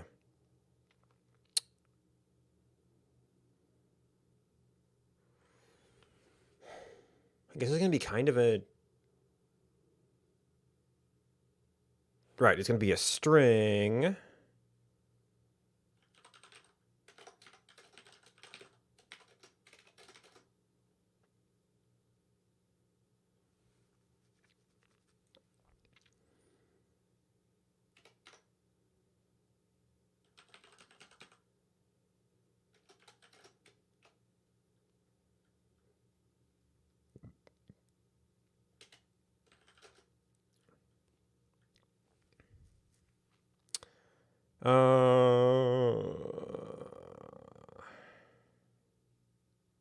This is an and then, so this has to take a thing into a decoder. I guess the decoder would be succeed or fail.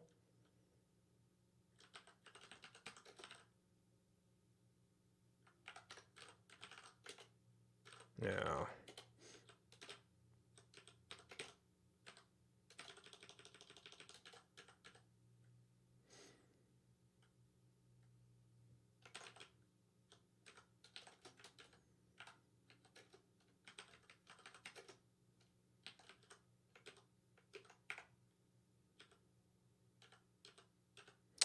Almost. Didn't have this.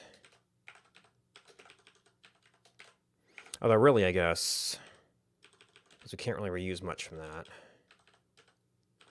That's not any, okay, so if we do append to line,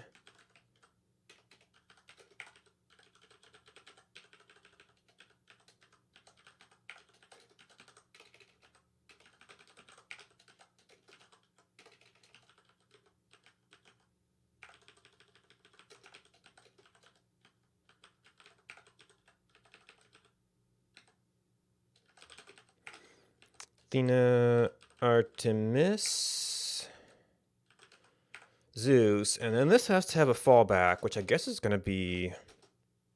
Oh no, Hermes is not in the circle, but we've got data for him.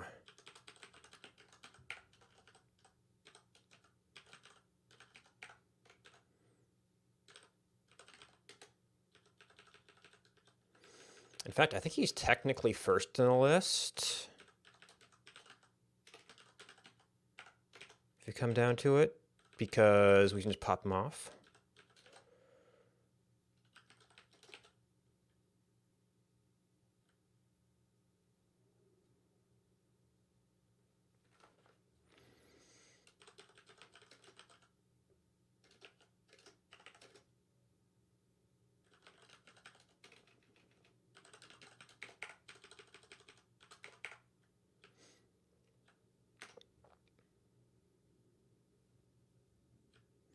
Now you're going to need a closing parenthesis. We didn't save this. And then, okay, so boon chart. Now we have to do sort of the other way of this.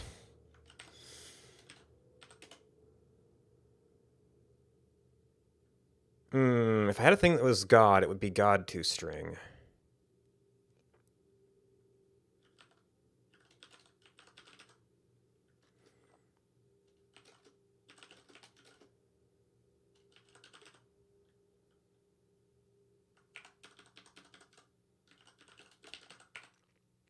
Now, I guess I could actually decode the God data, or decode that twice, and just have a name there. Although I might still want this. But it's like, hey, what thing am I referencing here?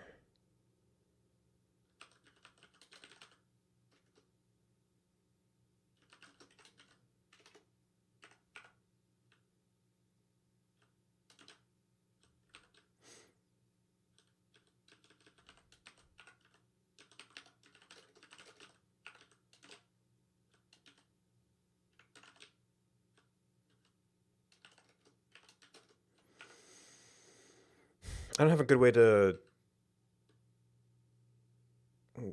Would that be horizontally duplicate?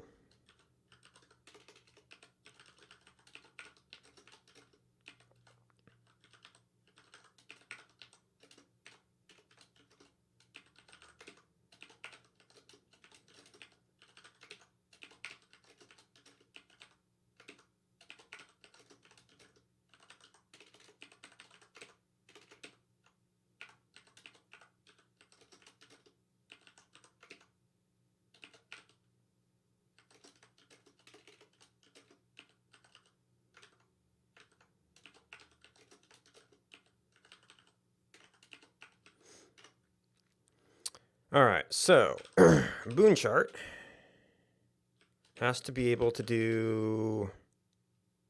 Oh yeah, we don't need to do this anymore. It's just, well, we have to do something, but it's a... Is it trait or traits? Traits.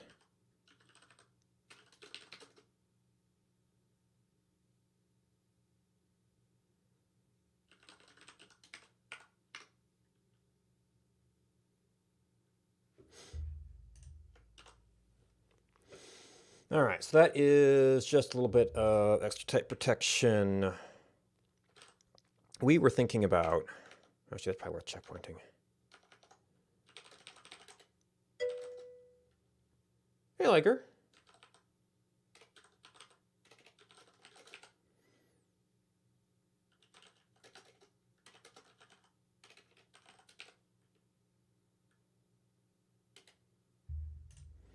I'm not going to try and do that for trait names, because there's just a lot of those.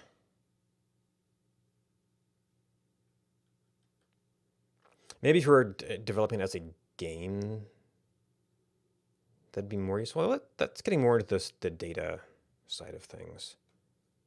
Well, I guess in a sense, the gods were partly defined by data in the National Game Engine, so maybe the type is too much there. Or would be too much there.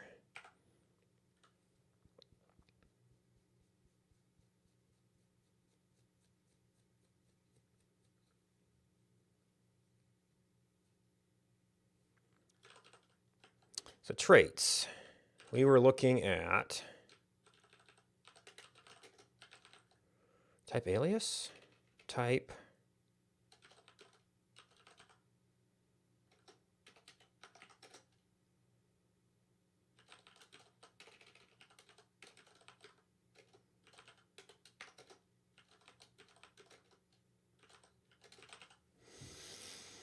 that applies directionality, but I guess that's going to be in... If it's a list, it's going to be, well, like, it could be a set. But duo is 2. I guess I could use a tuple. But duo's... The 2 elements there will be about as good. So... We want this to have... Oh. If I don't have an unknown, then... I can't have that exist. I need a different type, or I have to have an... well, or I...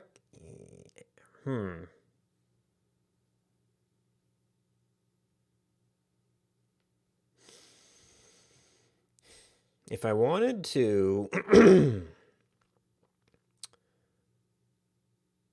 I can initially decode everything the god it's under, but I'd have to do that god ID to enum translation there.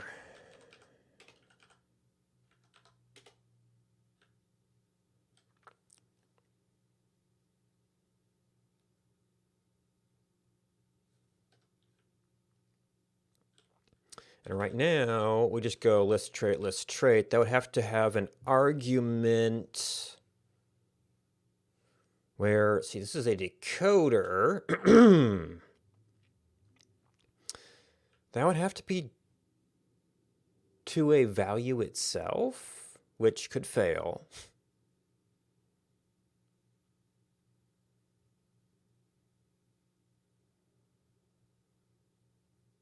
I would essentially have to do like a mini decoder run on the string to make that available. So with it in the same type, we have to have an unknown boon type.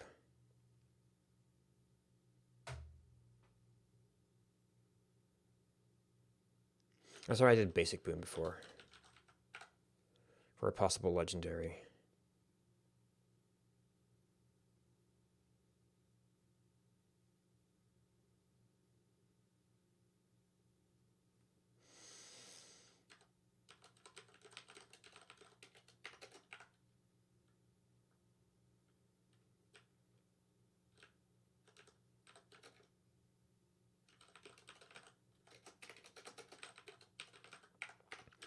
And then keeping this with the same type, we have to go into our decoder. We have to do, this is 5, which is starting to run out of spaces. And this is a succeed.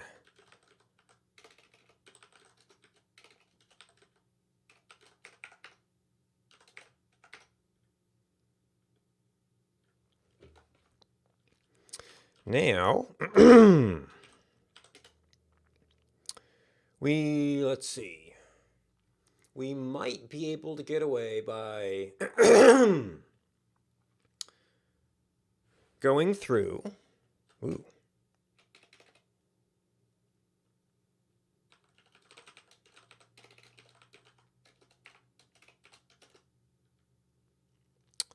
This is going to have to be the entire collection.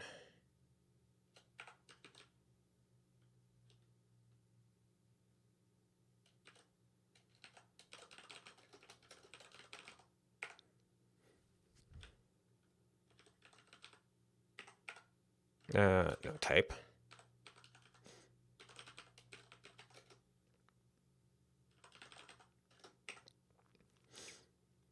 So we're going to have a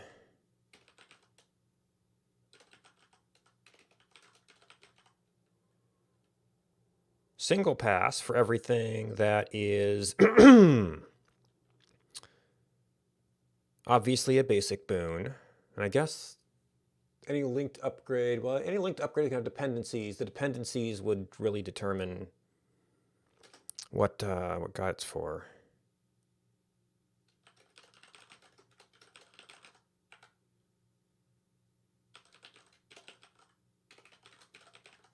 And the simple version of this is do nothing.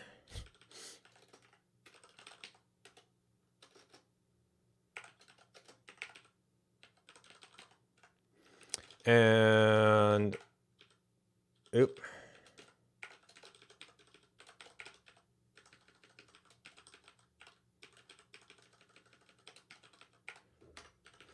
So you are going to be tag basic boons.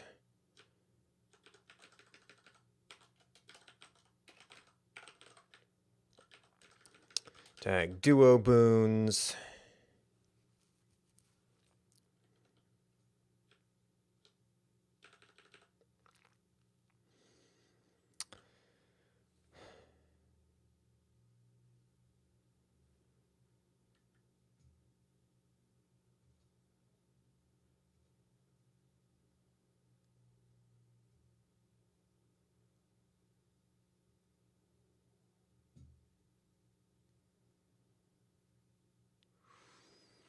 So the basic path is to go through all the traits in each god. All right, so traits is just a quick alias for list.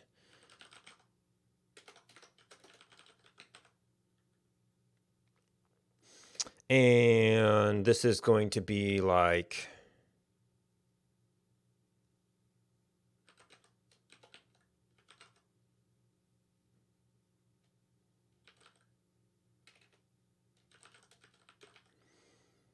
Naming is hard.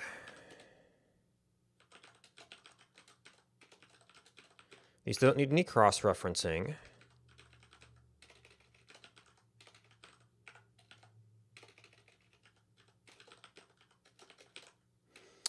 This is God data.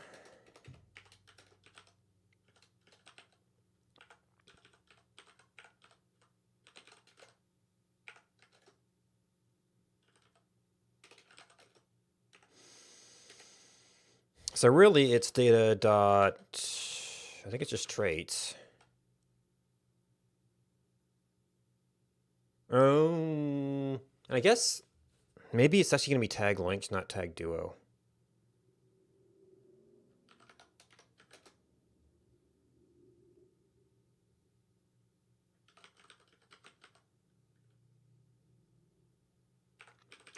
Are you? Yeah, you're a list.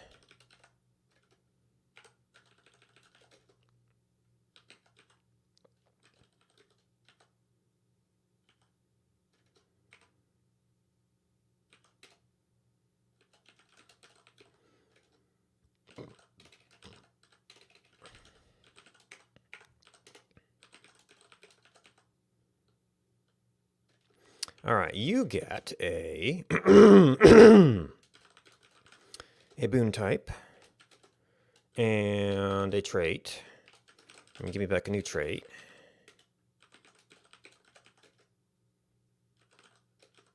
Oop.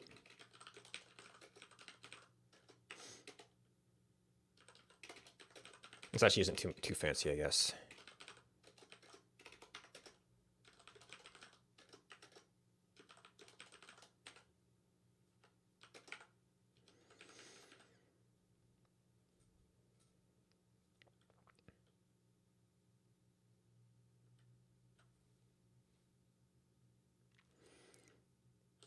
There's definitely going to be a level where we're examining all linked upgrades.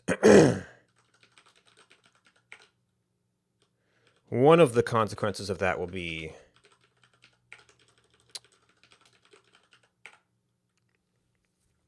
getting duo boons.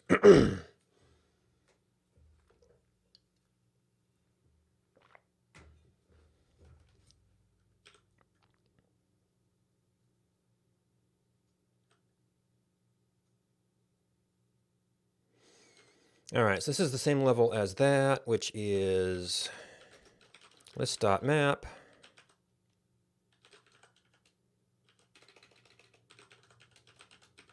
Now this has to have all of the traits, which it might be convenient to have a big pool of traits without any God affiliation to make iterating more straightforward.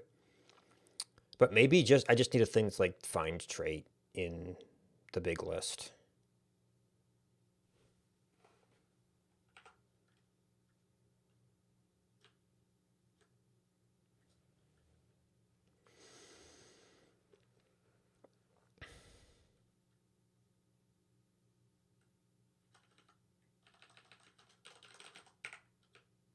So that would be tag linked boon gods. Yeah, this is a particular god though.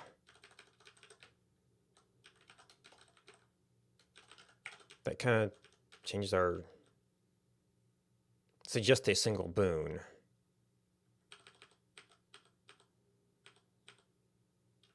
Would that be trait boons?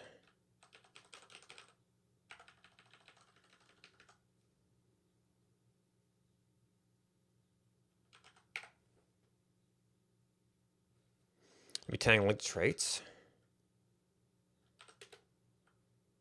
Oh, you actually are a trait.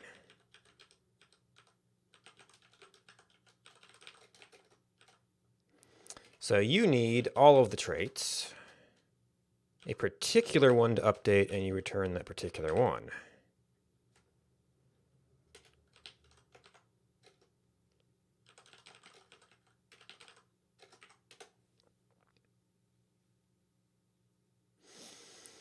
So this needs to go.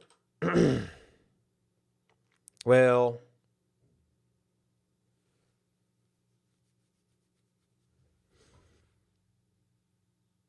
what do we need to do here? We need to go through all of the requirements. And where are we actually doing?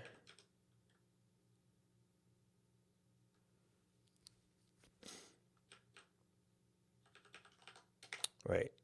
No, you need to go through all of the gods. So this is a god thing.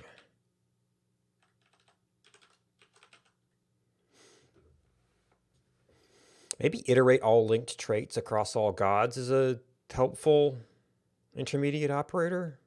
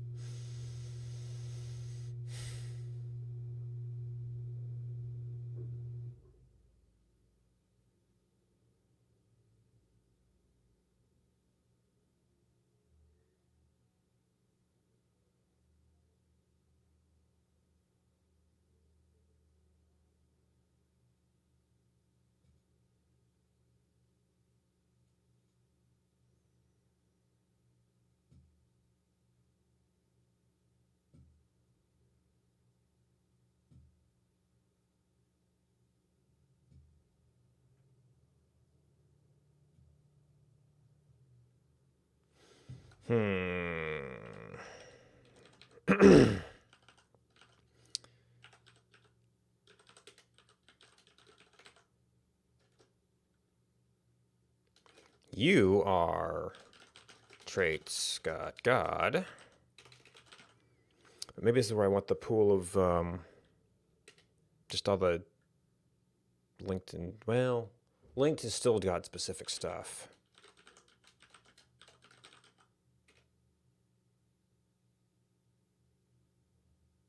Tag basic god boons. This is actually supposed to be tag linked god boons.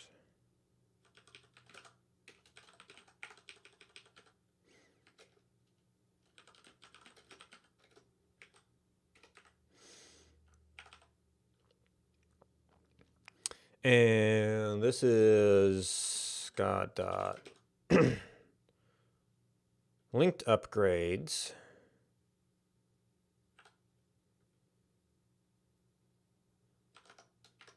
Which are you? Here's to list.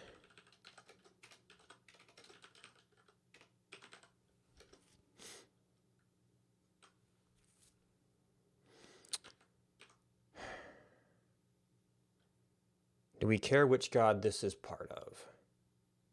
I don't think so.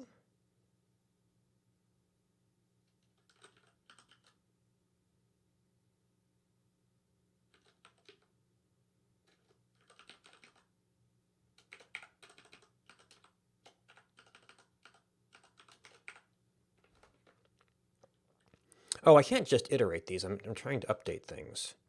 So traits is a list. That's fine. Traits, also a list. Data.traits. This has to be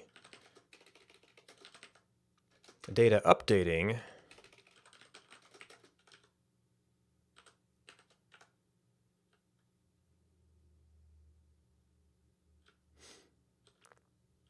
This has to be, that's the list of traits. God.linked boons.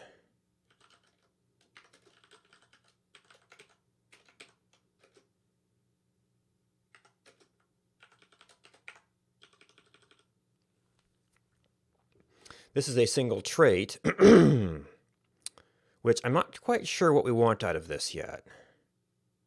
Or I need to update something.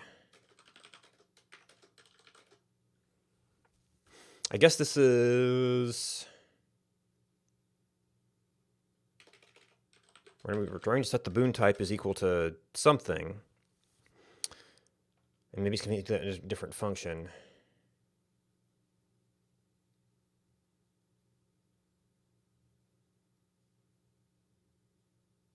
Or do we even just do tag boon as?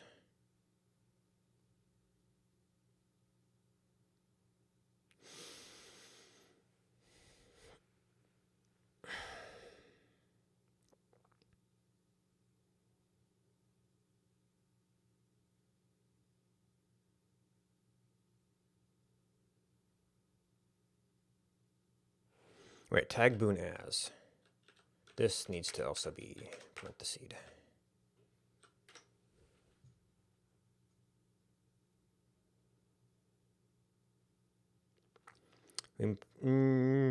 All of them are going to be tagged the same, so we can carry that.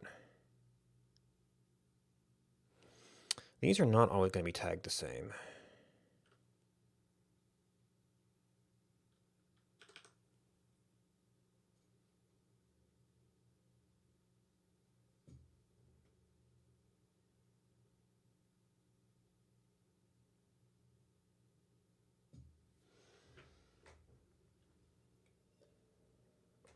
And I'm out of water. I'll be back in a little bit.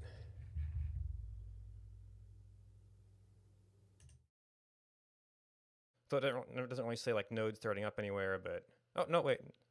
Well, Node Supervisor is a separate project that I'm using that auto restarts when things crash and stuff, which is occasionally annoying because I sometimes get things that crash every time.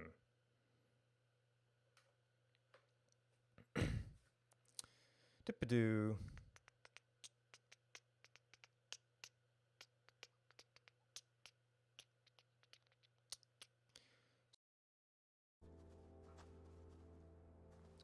Oh, you know what? I can do that. I can beacon this, but I think I actually may have lost track of leaving my beacons as I was just trying to move forward. Oh, that is a definite bug. And oh, I'm going to not gate for this, isn't it? We want to open the valve.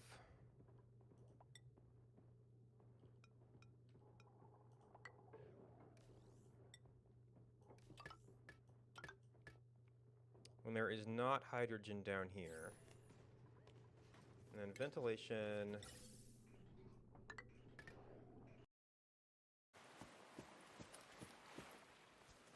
Okay, there are these guys. Whoa! So it doesn't really say like node starting up anywhere, but oh no, wait. Well, Node Supervisor is a separate project that I'm using that auto restarts when things crash and stuff, which is occasionally annoying because I sometimes get things that crash every time.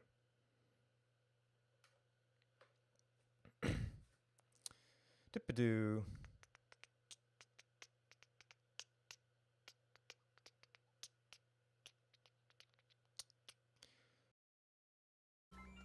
Okay, so. Oh my gosh, there's so much time left. Wait, oh, I didn't see there was one left on that. Woo! Oh, I still have one. Yeah, I was just about to say, there's still another one. I keep trying to run off. I don't. So we'll destroy these, right? Yep. I don't even know. It might get big enough to destroy some of that resin. It's okay. Oh yeah, that. Oh, there's a. Oh, whoa! I'm dead. Okay, that was a bit more than I expected. All three of us died. All three of us died. Except for one. That was glorious. Wow. And there's a sandstorm. Well, let's just stay inside for a moment here. That was fantastic.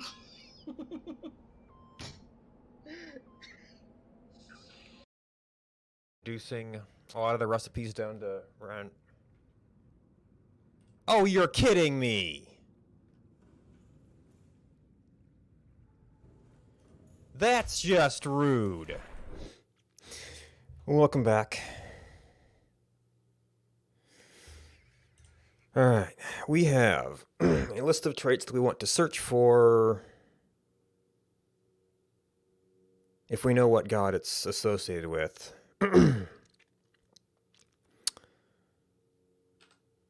We We want something that will return the type. But, well, we have to go through all of the requirements. We have to condense the requirements.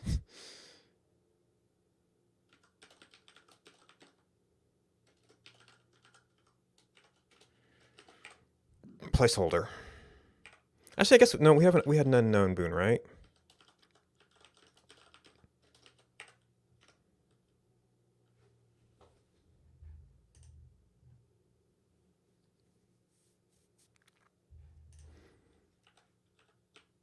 Boons.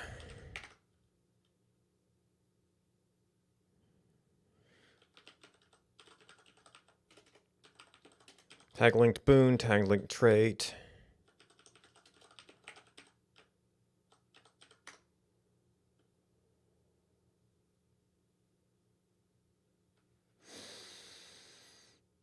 I need a record.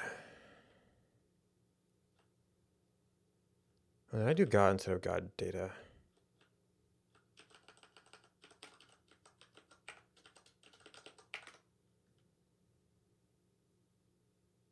Okay, so all of that is syntactically correct. We need something that can return us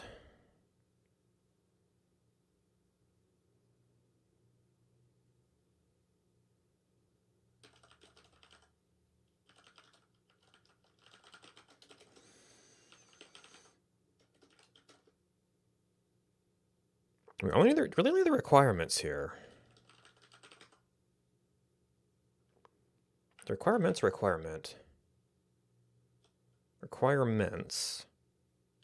can be the multiple sets.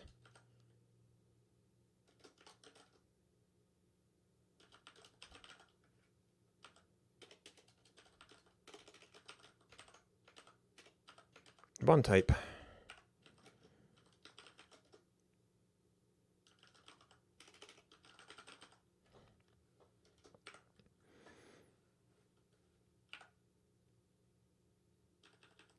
And actually this then becomes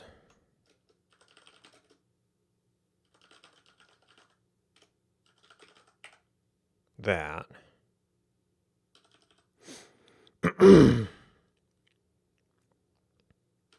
And we could do another in there.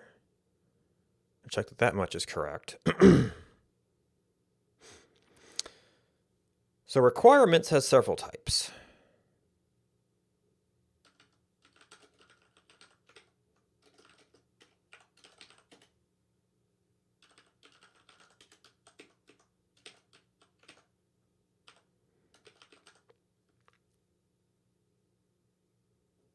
Oh, I guess if it's none, it would stay.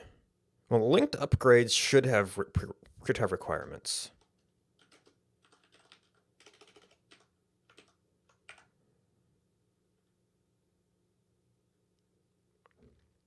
Actually, one of is typically a shoe-in for single god, but we're not currently keeping track of which one it's under, so we're going to have to look at the actual requirements.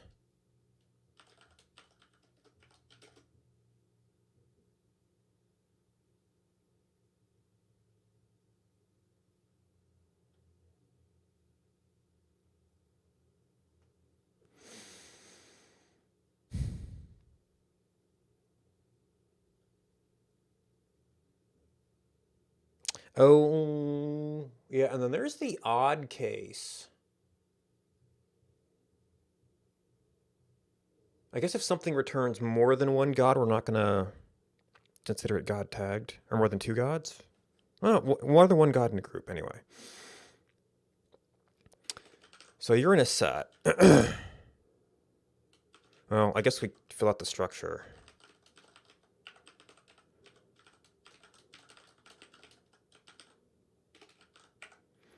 One from each set is a list of sets.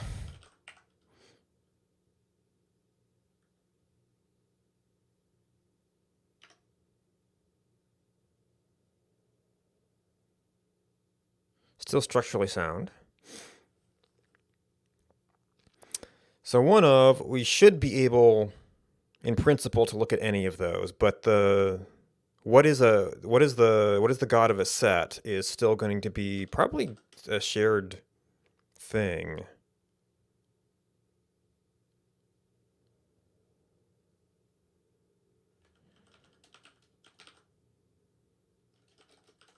In our list of traits, we have a list of things we're looking for. And we want to get back a... Well, this is going to be like a maybe, because it might be indeterminate.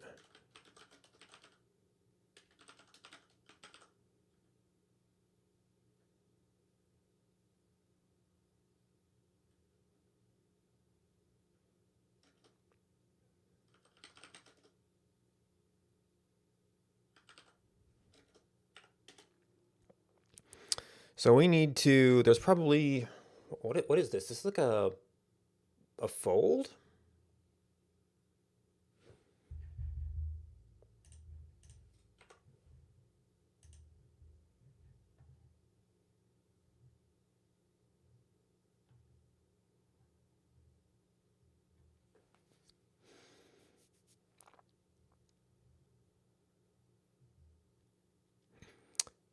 Don't really care about the order. I forget which one is more efficient for lists.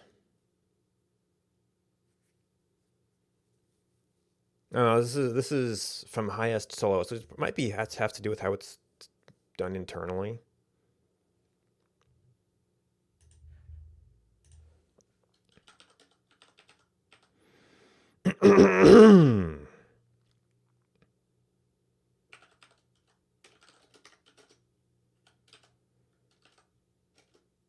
So we have a function and an initial value, which is going to be unknown God.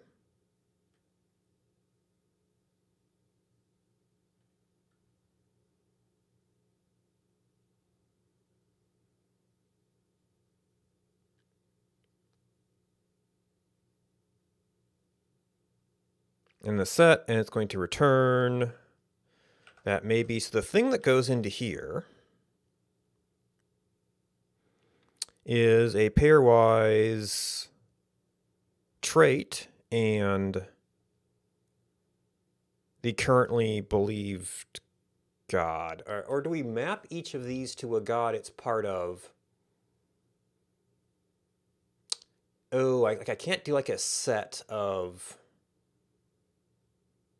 gods, can I?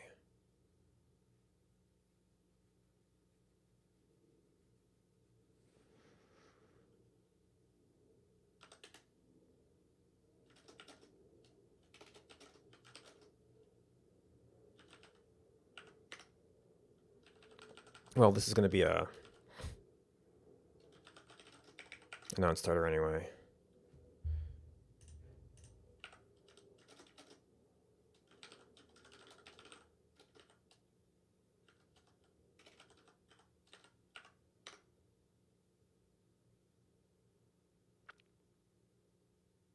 Yep.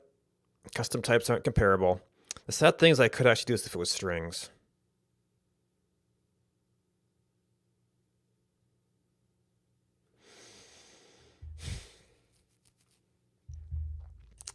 Do we have an easy way to return or remove duplicates from a list?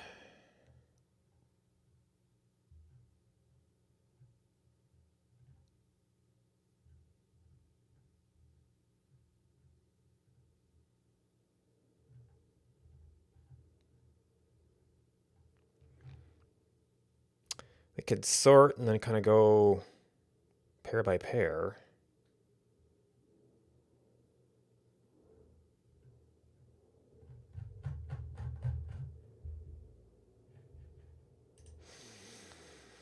If I just left it as strings.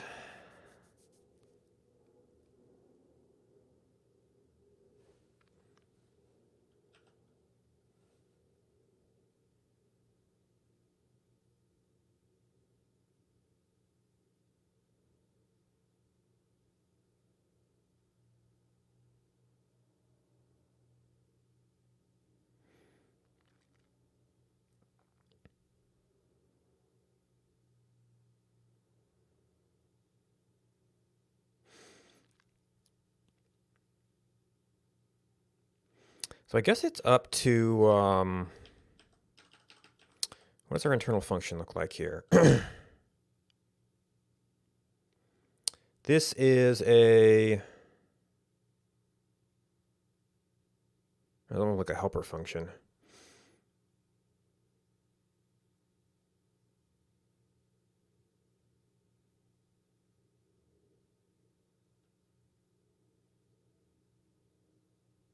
Oh, I don't think maybe it'll work. The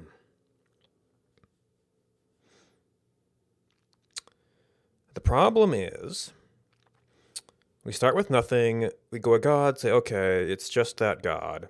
Go to a second, okay, we say it's 2, which means it's not valid as a single god, so we have to go back to nothing. If we do another one, it's going to say, oh, it's nothing, we can make it a single god. And if we stop there, then it's going to misidentify it.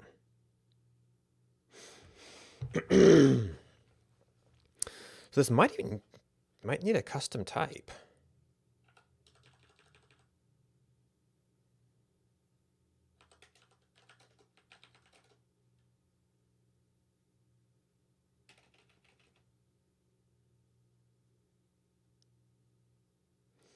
Does that track our boon type actually?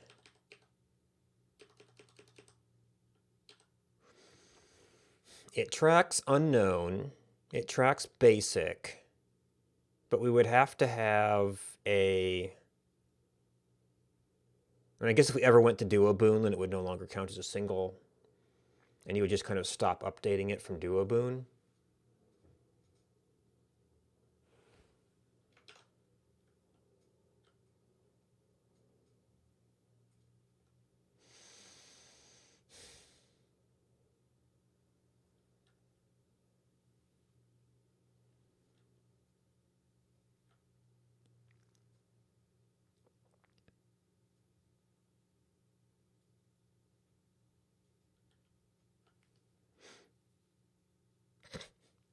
I could map the gods back to their names.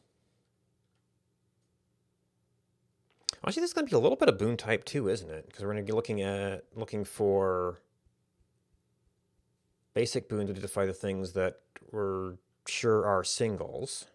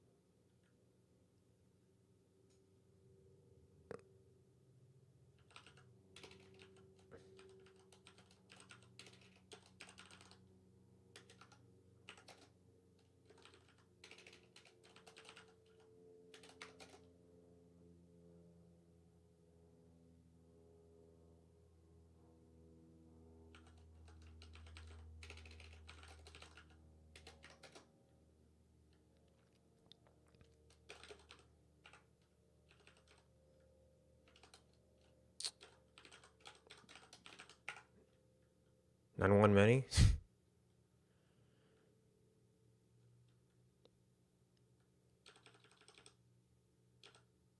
Now I might want to do a final translation step on this. Turn it back into something more useful. We'll see.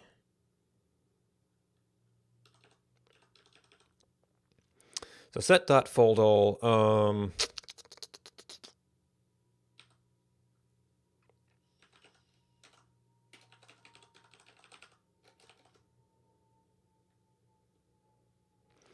so this was where it's set.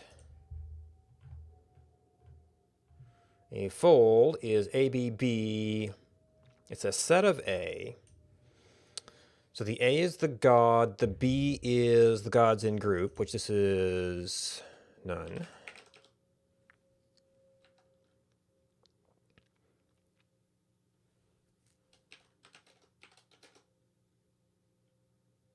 This is the trait ID, right? Or we're going to have to look up.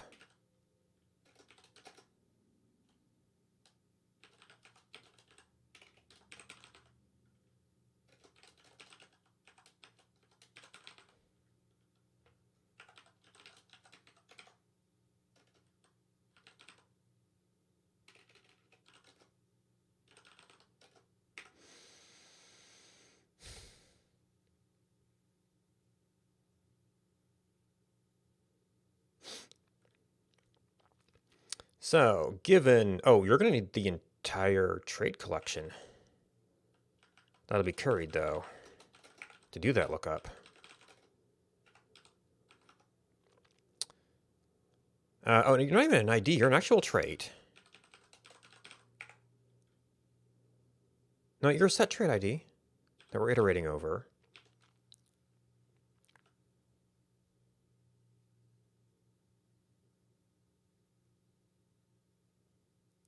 So we have to find that in the set. Okay, so that should be syntactically valid.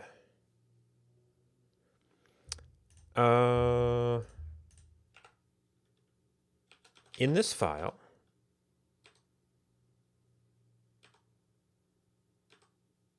requirements none.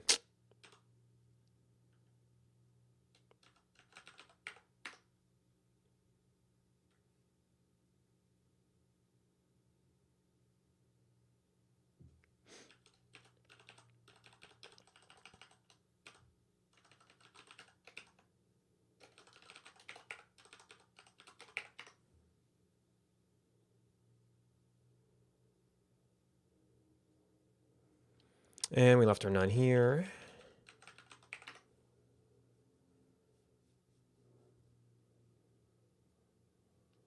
Or I guess if it's a group, we could call it empty. That might fit our language better. Or unassigned.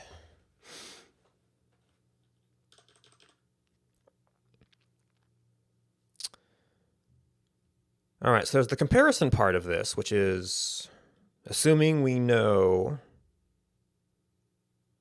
what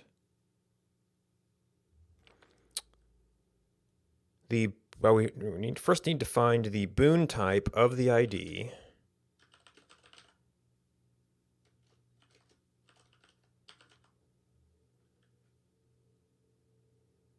Well, it's just a data field.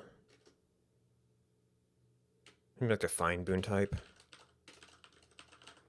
So I guess we're going to have to find boon first.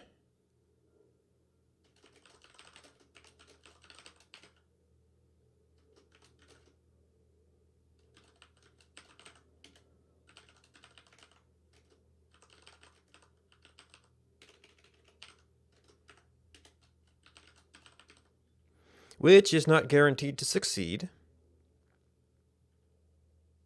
I guess the boon type we could return as an unknown boon.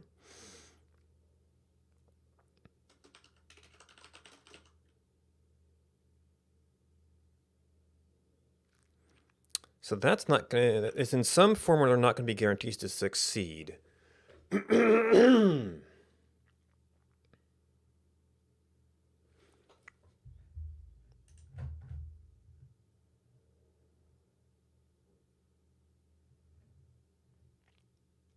That's all you can do with a set. I think a dict does do, if it's a get, it's a,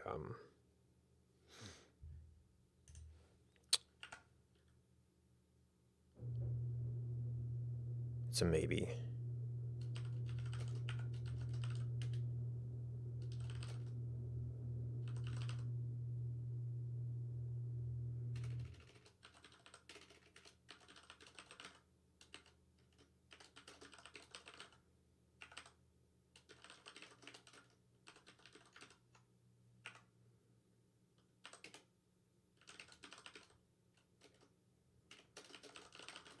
Traits, trait ID.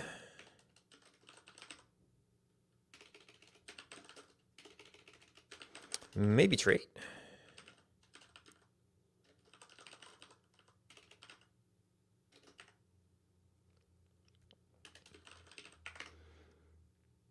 Syntax check.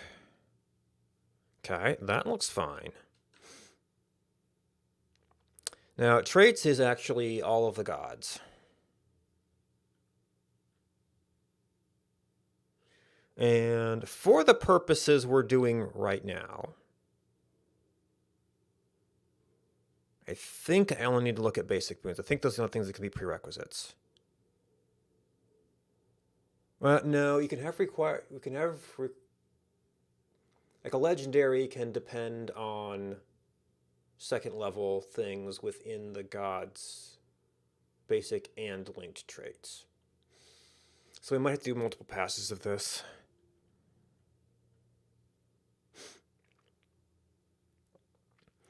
Let's see how far we can get. Actually, oh, I don't have a good feedback method for this, do I?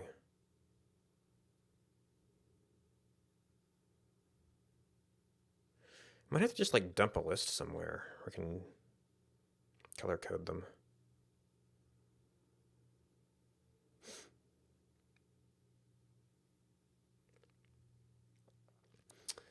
So we have to examine each god, which would itself be some kind of maybe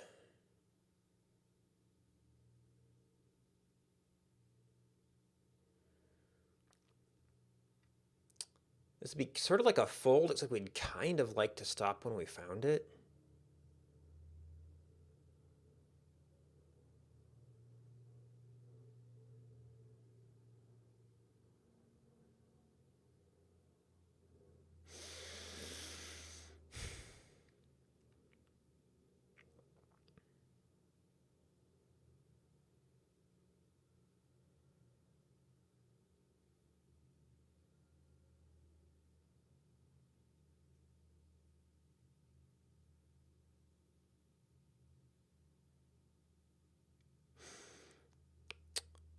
Now I'm wondering if a dict would be in order for some of this stuff.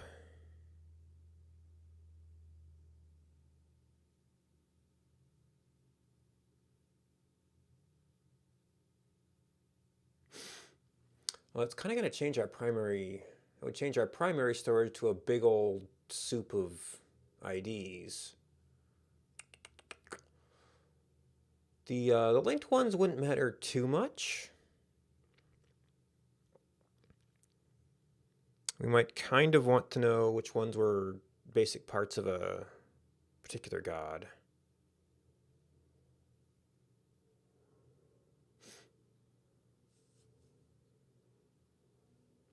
But that could be IDs instead of data.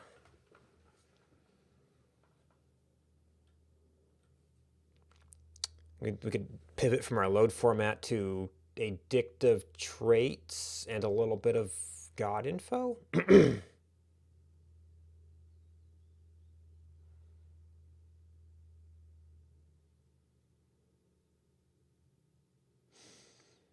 course, that kind of throws out everything we've done here.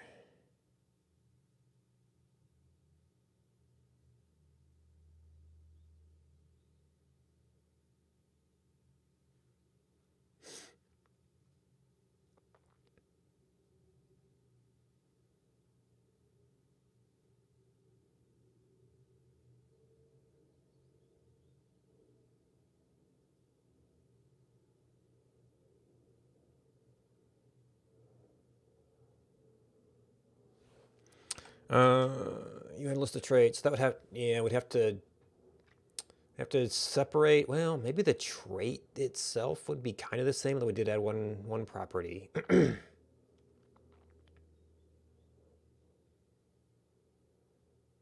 Maybe traits would become like trait data. And we have another type for use, which would be gods that just had IDs of their owned ones.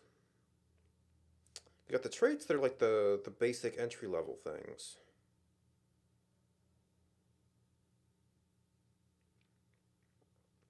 Linked upgrades kind of just gets assumed into that to the other list.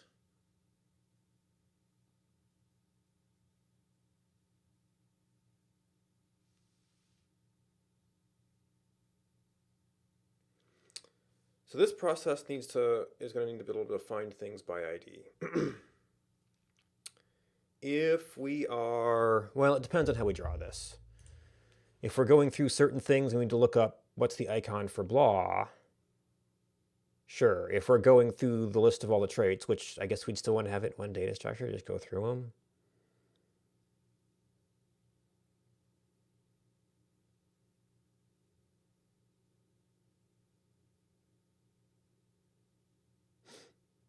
And yeah, what if you want to? Okay, we're gonna draw Aries, and we have to go pull it back out of the soup.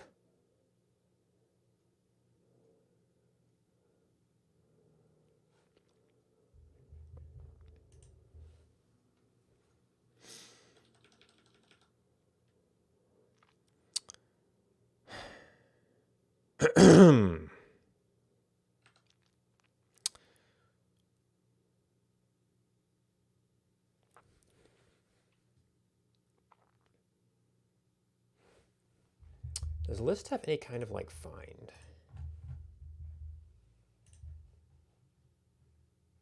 You know, like return the first true thing. Any matches?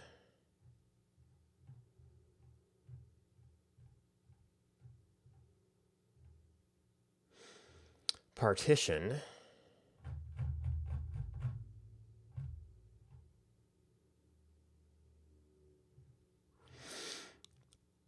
Oh, yep. There's filter.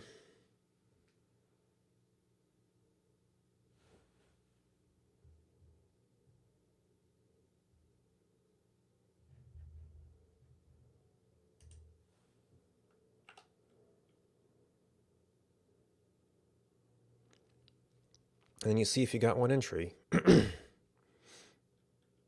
Well, we really shouldn't have duplicates. You might as well just take head.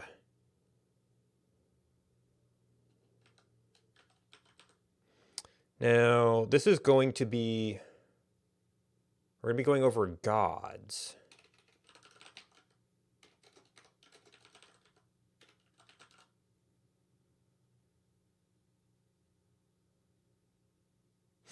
It's a filter or filter map.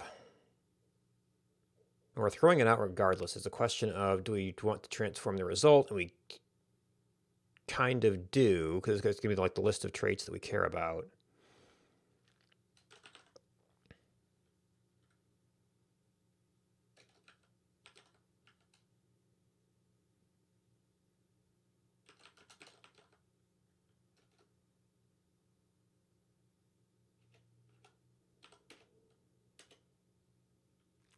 And I probably still have to do some more follow-up on this to get the types right.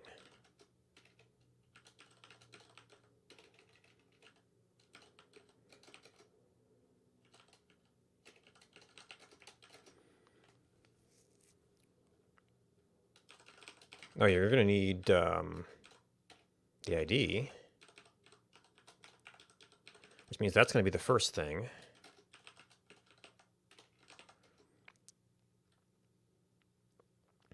So as in any of your data sets that we have this ID,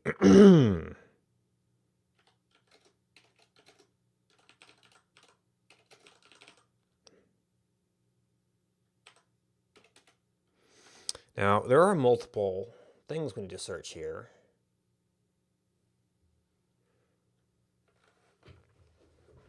Let's see, both traits and linked upgrades are lists of traits. So those much can be the same.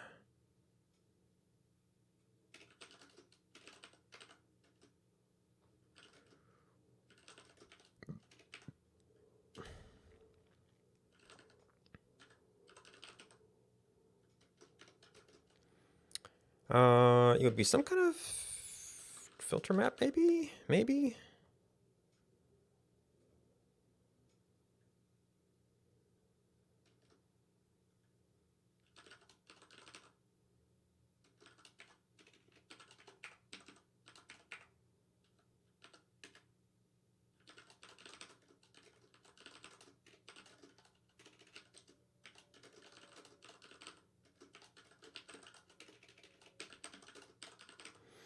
All our types are off here.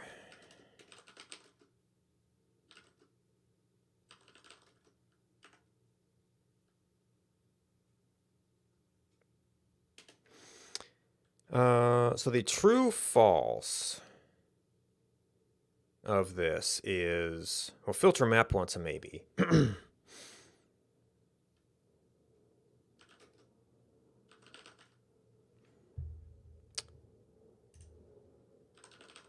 Maybe not the best name.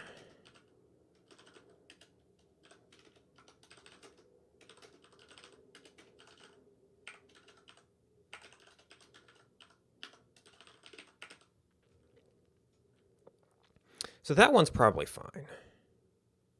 Wait, filter map finds trait. So that's what I'm going to. Is that really find? It's like trait if ID.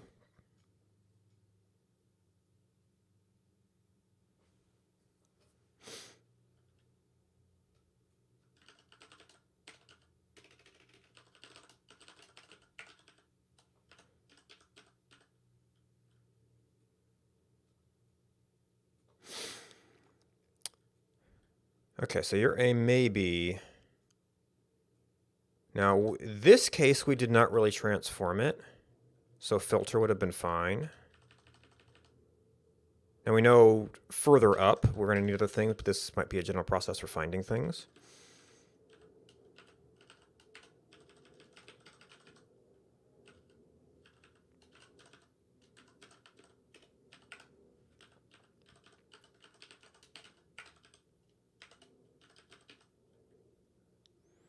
That didn't necessarily need to be a subfunction. I mean, actually, this is going to be completely off. So we have that. We have linked traits.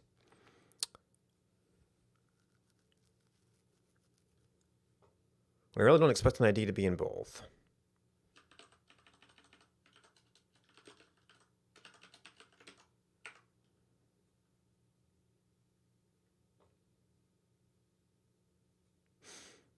That's going to be two lists.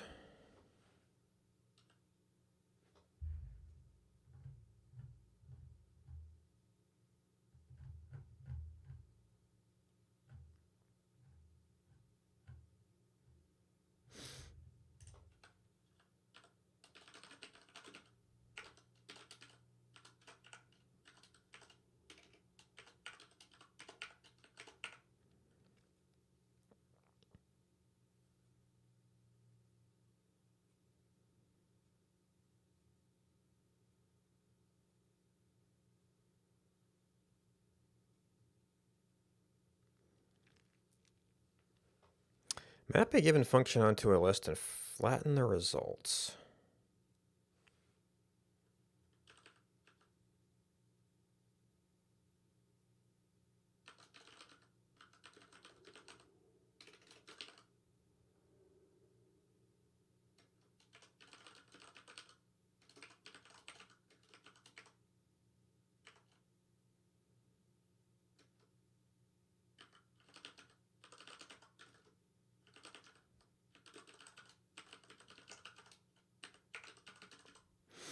And if we did a head, that would indeed be a maybe.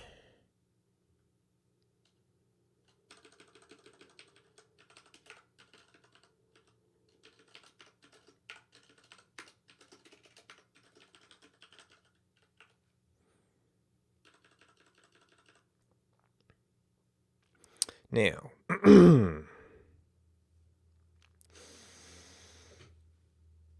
that is going to, for every item,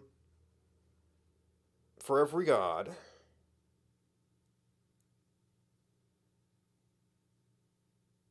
which I guess you could map the gods to their traits and linked upgrades, and then do that thing?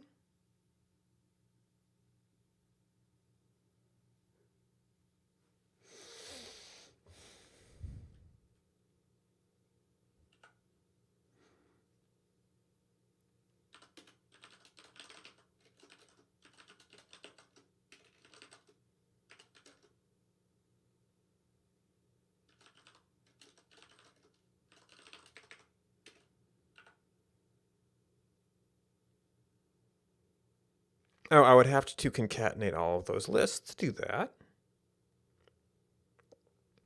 Oh, no, I could pre-concatenate these. They're just lists of traits.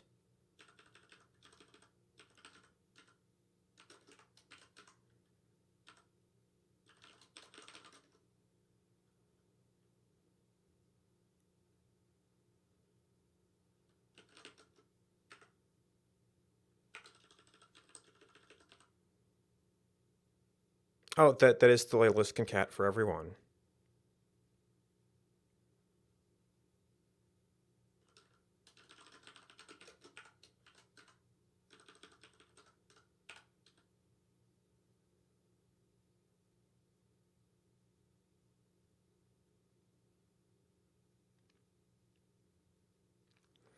And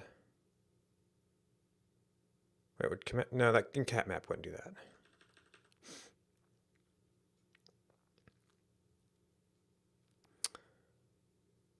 We would take all of the gods, would map them over that. Would cat map them over that? This is actually gods.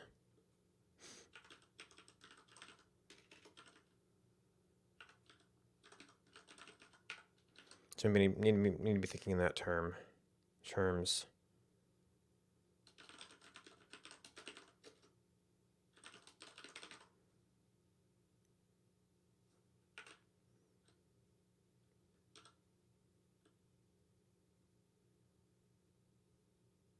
So that's all the individual lists.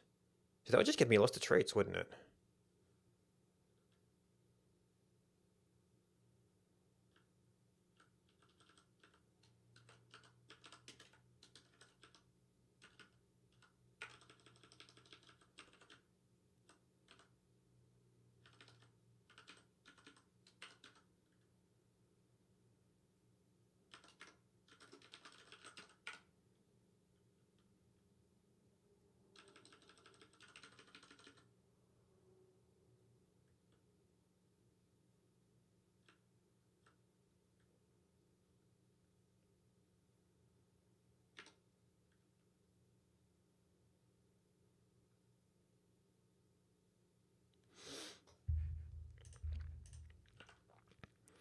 There's no fields. Got a list somewhere still. Maybe that's the inferred type rather than the explicit type.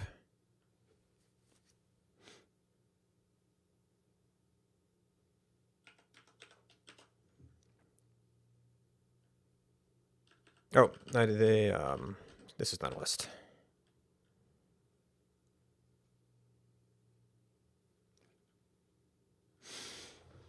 Okay, that's all type correct. Now, did I boot some of my other problems here? Yeah.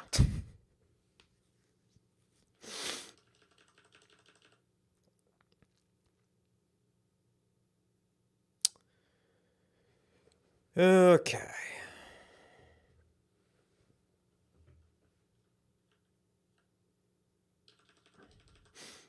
Given a trait ID, we need to find the boon type of that ID.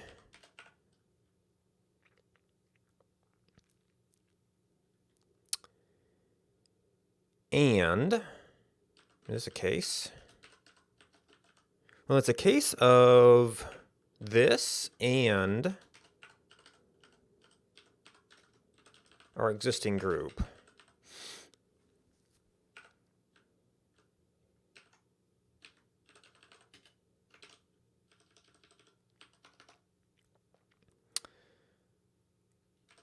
So if you're empty, we take, well, you're just group, I guess.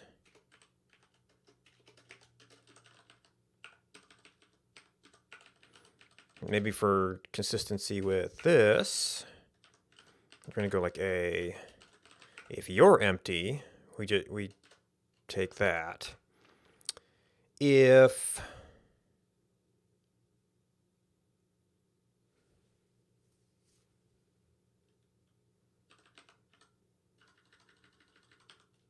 we have a many and a B, it's many. If it's a and a many, it's many.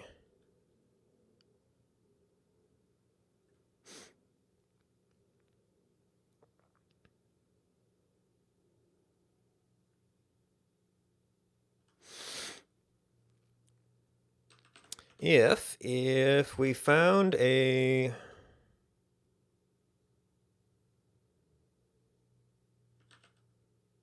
one god and we've already removed empty and many. Oh, no, actually there might be some one god.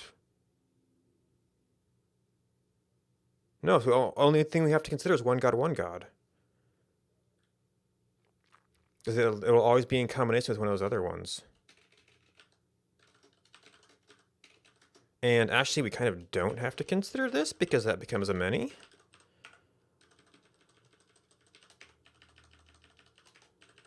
And we kind of have to consider this.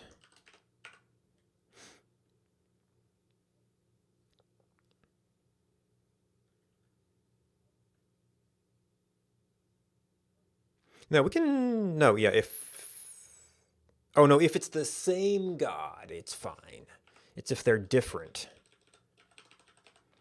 Can you do that, or do I have to...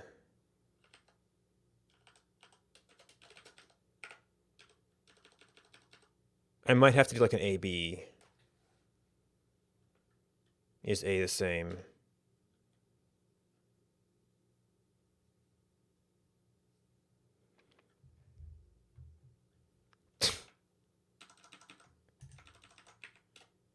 That was useful. Elm? Multiple A variants. Okay, so yes, it does not like that.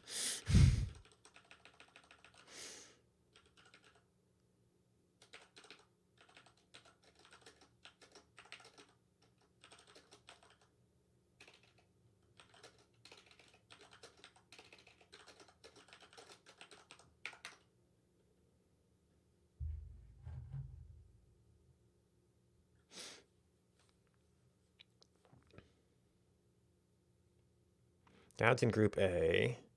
Using a boon type gods in group. Okay.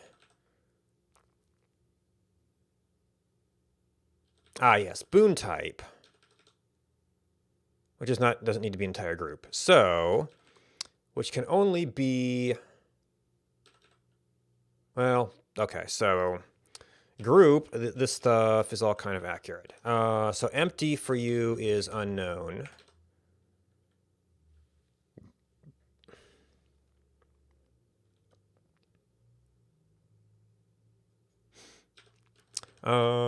Many for you is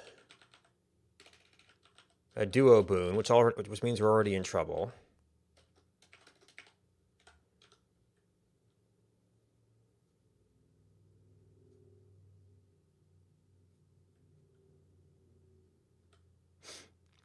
And this is a basic boon.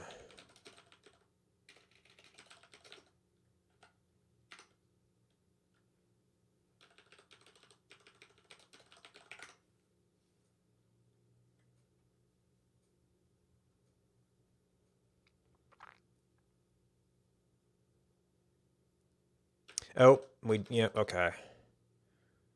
That wasn't any, but we have to be able to translate it to the other type.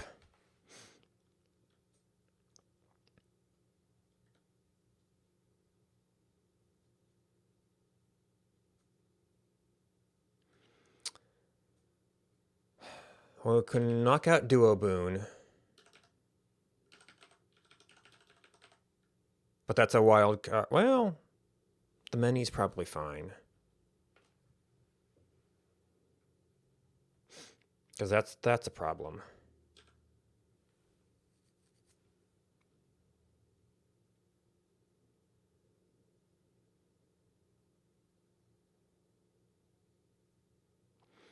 And we just go by this. Duo boon, unknown boon, basic boon.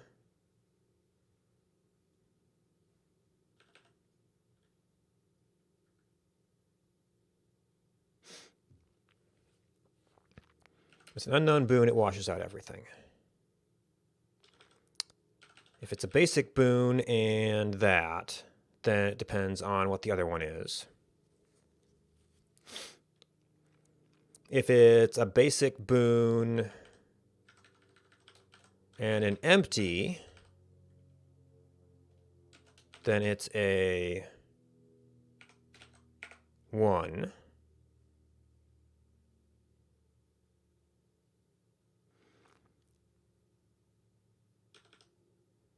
That removes the many case.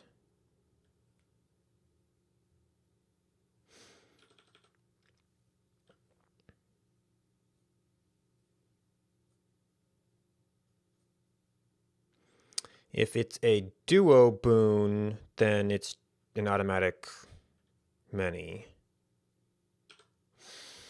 Does that leave us with an A empty?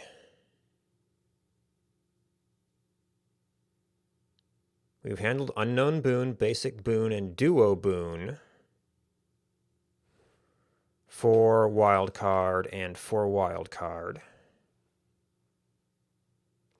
We've only handled, well, that's an any.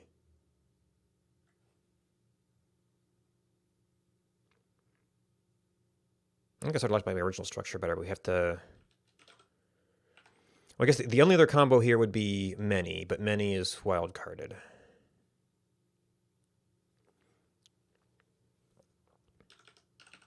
Well, Elm knows. Okay, and that did in fact cover our empty case here.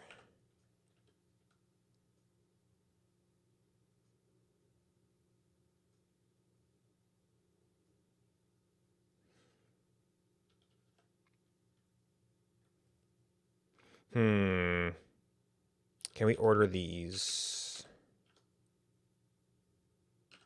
I wonder if I can do that. They have the same semantics.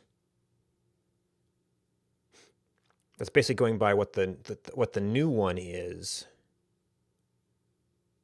Even though I guess the many could be considered as a short circuit. We've already lost at that point.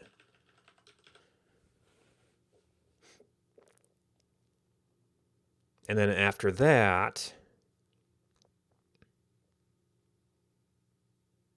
true, if it's already many, we don't even have to do this.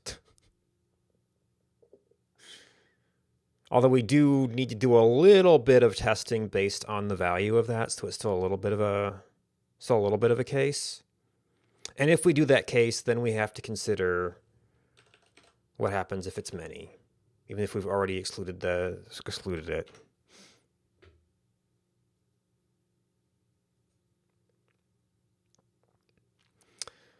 All right. We have code that compiles.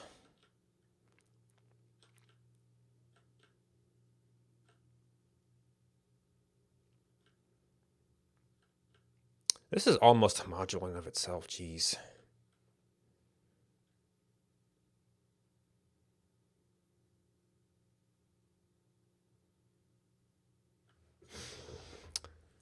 So we want to take our boon data in and we want to run this on it. And now you see we've hit the point where we don't necessarily want to expose everything in here. It was just a bunch of types.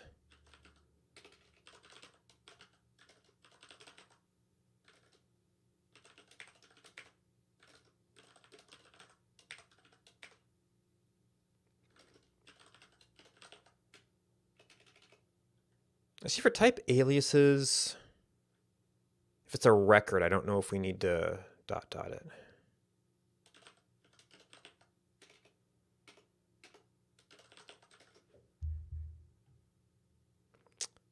Trait and requirements. Elm is a language which compiles to JavaScript. It is, in the functional tradition, it has immutable data, it has a type system. Not a very fancy type system. It's one of its goals is to be a pleasant language to use and be easy to use for beginners. So it doesn't want to go too deep on things. It kind of focuses to be more of a small, nice set of basic elements that you kind of learn those basic elements and you'd be good to go. That sometimes can lead to some stuff that feels a little bit like boilerplate sometimes, because you have to kind of spell it all out and be very explicit. But it means there's not as many dark corners for things to hide in, so it can be a little bit easier to understand what is going on.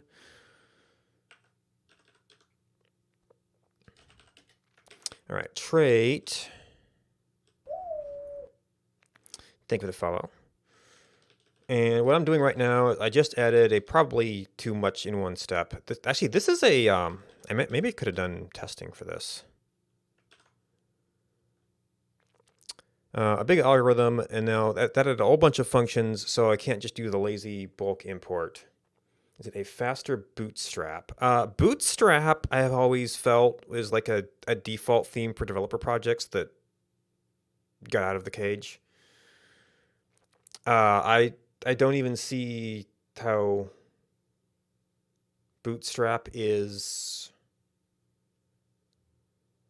It's in a different niche. Bootstrap is a bunch of styles and maybe it has some default behavior. Elm is something that I use instead of JavaScript.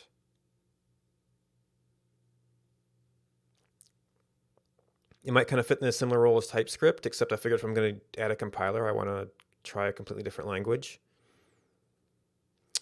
There are some packages for it that can help with some UI things. Although you're still going to be kind of defining your own style.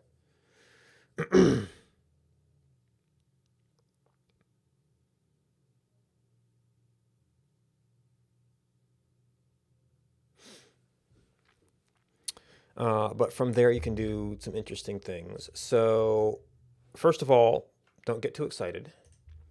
The map part of this is standard leaflet JavaScript library that I'm integrating with.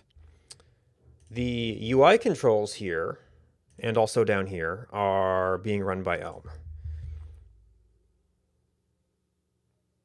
Like I said, you sometimes have to spell things out. I've spent the last couple minutes spelling out a sort of iteration through a perhaps overly complicated data structure. The sort of default ways to do things is using functions that translate like one-to-one for, div, span, anchor tag, and the attributes. This is using a library called Elm UI that sort of gives you like a sort of row column, checkbox level of things, and it's sort of some okay basic styles. I've done a little bit to this. The theme support was a bit of trouble because it's immutable and stateless, so you kind of have to pass all your theme information all the way down to where something might need to change color.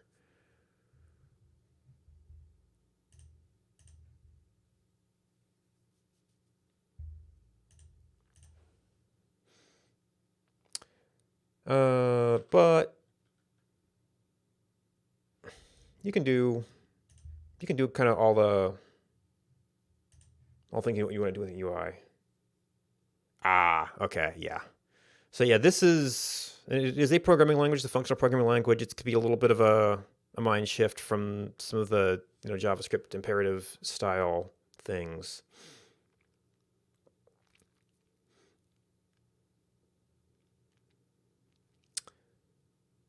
But barring things like integrating with the JavaScript map and some of the other extensions you have to do, if it's generally the case that if it compiles, it runs, and you don't get runtime exceptions, barring like browser extensions that monkey with the DOM and things like that.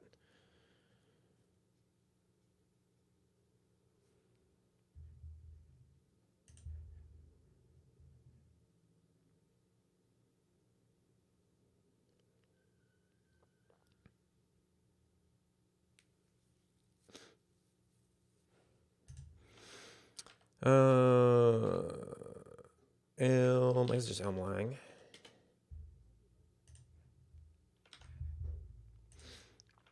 If you want to know more, that would be the main portal. I mean, you can do a search, but that is the official homepage.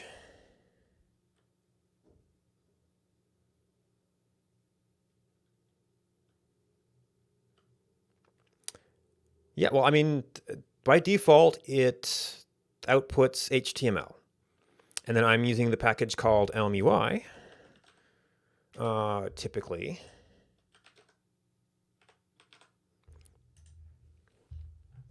Which, I guess, that's kind of a concise example.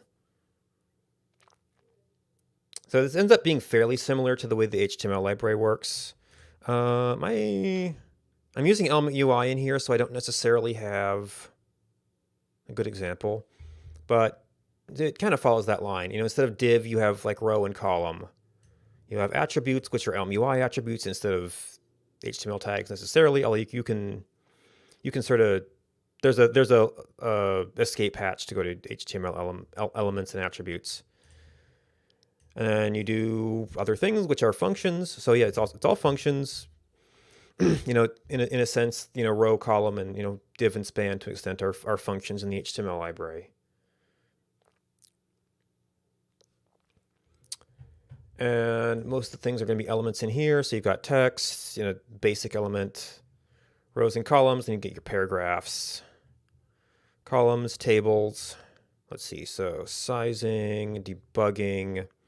Yeah, and then rows and columns is where you start to get into positioning things. And then somewhere in here, actually, there's might like an input module for like the checkboxes and stuff. Links, images, colors, overlay.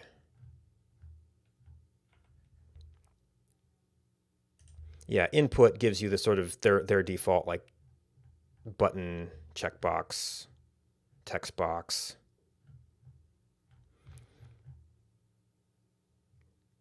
But you could always just do plain HTML.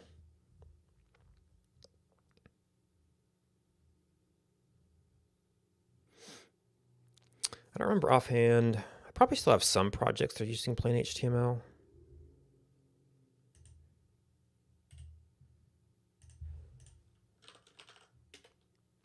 That is not using LMUI. Yeah, so just div. Node is a generic escape hatch. Yeah, so div label for an input. Type, ID, name, placeholder, plain old text.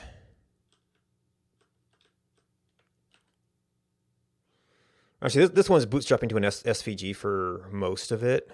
So that's like that entire graph.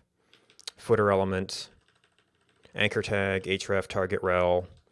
HTML, you can use this and, kind of, once you kind of get the syntax translation down, and it's pretty straightforward. But LMUI has like some kind of built-in styles and things that make some of your padding and spacing and layout stuff a little bit easier. You just kind of have to learn its system.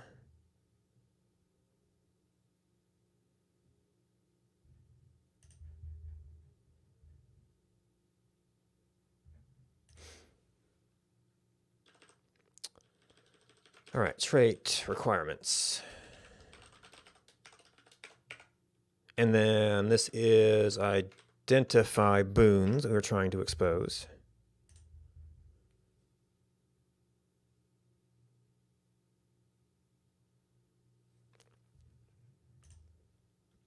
Traits.godName.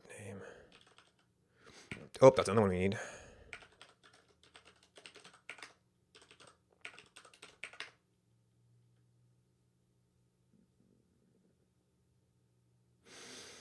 Okay, so that's back to compiling. Now, in our main file, when we get our data, and I'm forgetting what I called that message now. That would be God traits. We're just assigning that. We want to go through... did I pull this all the way in? Yeah, I pulled that all the way in, which probably is fine. We're going to need all the types.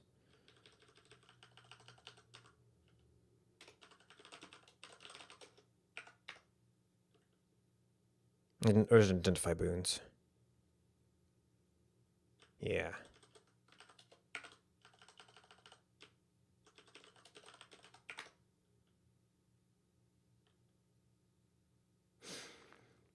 Now, what I didn't really do was set anything up. I guess I could turn on the debugger.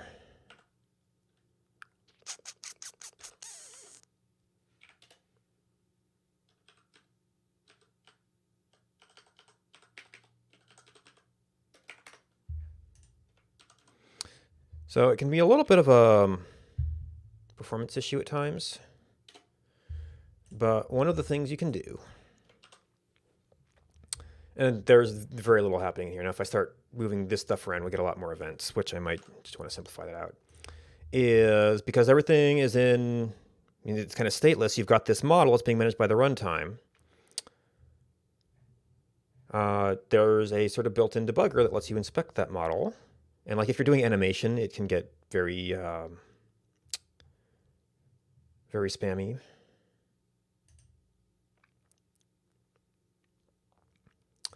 So traits. Oh, okay, so identified basic boon Hermes. And I would expect all of those to just be that. Linked upgrades are a bit more interesting. Yeah, unknown. Well, no, these should, if these are linked, he's only linked to himself. So this did not identify that these were Hermes boons. And we can double check on what the state of those was.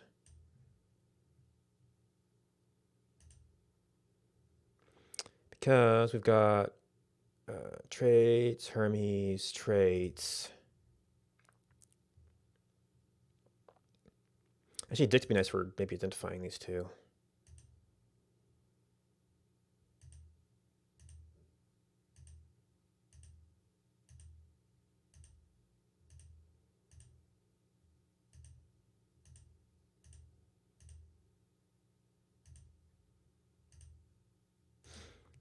Move speed. Are these the later ones, maybe? Ammo reclaim trait. Dodge chance trait. Oh, there's also the plume, which is kind of a weird thing. I need to get a better look at these. Oh, okay, one of those is... Yeah, this way I'm doing it part doesn't handle legendaries. So Hades is a game by Supergiant. You might know them from Bastion, Transistor, Pyre. The plot is that you are Zagreus, the son of Hades, who's trying to escape from Hades. And you have the help of the Olympian gods. The gods can give you various blessings or boons. And it can be kind of confusing to track how all of that works.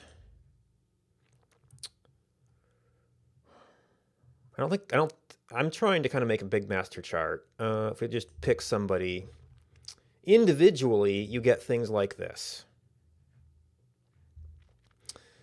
You know, certain things are prerequisite for this, and a different set is prerequisite for that. These things don't really do prerequisites. Some of them get down to multi-levels to legendaries. And like these charts are pretty good. I kind of wanted to get everything together, particularly when you get into the duo boons. They haven't even attempted to chart here. It's just, okay, here's your list of prerequisites. We're not gonna attempt to draw lines. I'm going to attempt to draw lines. We'll see how it actually all comes together. But yes, it's a very, very... In fact, I can get some of the stuff I attempted to do in automated format. Where did I put that out? A different directory. Output. Is it this one? Yes. This is what I attempted to do with automated graph layout. And, you know, I made some progress, but it's still a little bit too hard to read. I'm trying to do some kind of manual layout on the individual groups and then doing a very symmetric system with the duo connections. So I happened to be looking at Hermes first. So we've got this thing, which actually isn't going to be in his definition per se. I might have to... Well, I don't know if that has an icon. I might need to manually pull in an icon for that. That's just the god group. So I've been looking at probably this one, this one, this one. I forget which way the arrow's going here. That's like going in input. It's an output. It's an output. That's an output. That's an input. That's an input. And figuring out that these are not being properly tagged as Hermes boons.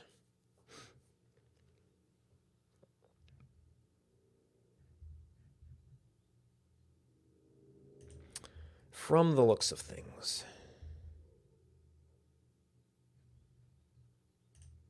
Oh, I must have popped it out, so it's in a little sub window. And I wanted to look up Go back to linked upgrades. So we're looking for no, we want requirements. So it is unstored. We want, okay, so fast clears the Hermes. Hermes keepsake, effectively. That can be one of 3. That can be one of 3. So the game data itself uses a lot of Lua. Now I could have maybe had to type it in, but that is something we can actually get.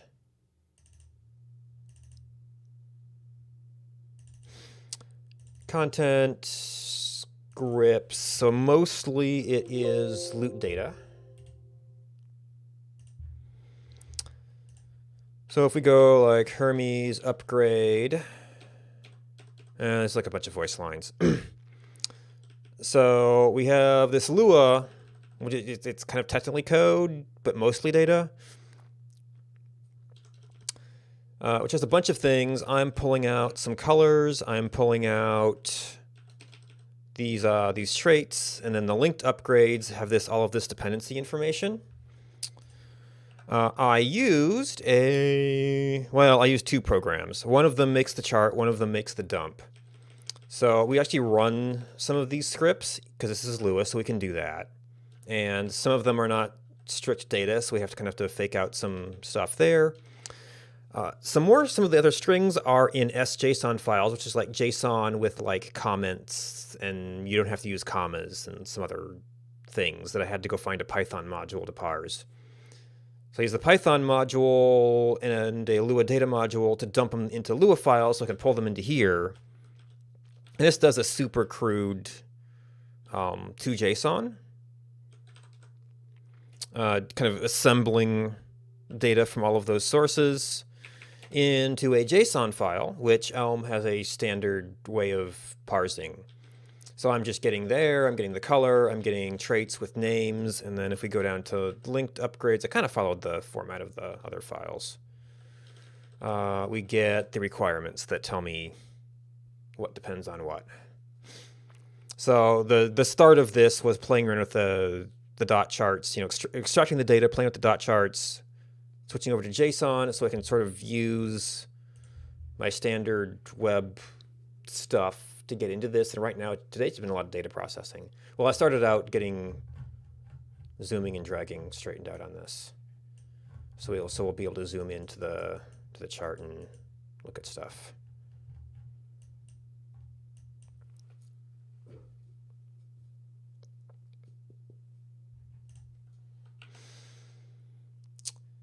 Now, this might be where I might need to step back to a testing strategy here, because I need to debug some of the intermediate things. I can also do that with the bug statements.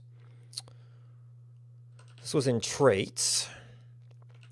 So when we go through our linked upgrades,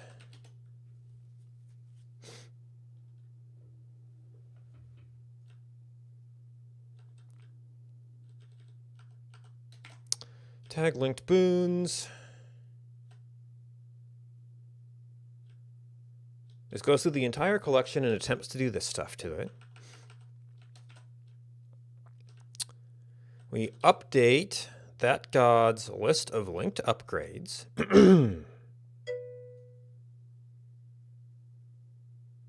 Yeah. Now, I debated whether I wanted to do an Elm parser for like Lua data files and SJSON files, and decided that would probably be a very big diversion. But I've parsed Twitch chat, which is IRC. And so it's a thing I could just do if I needed to. But, Lua reads Lua. There was already the Python library for the SJSON, so it seemed like it was probably the method of somewhat less resistance.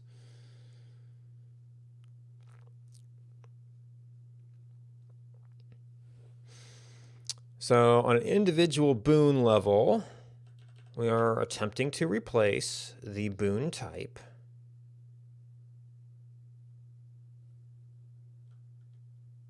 trait.requirements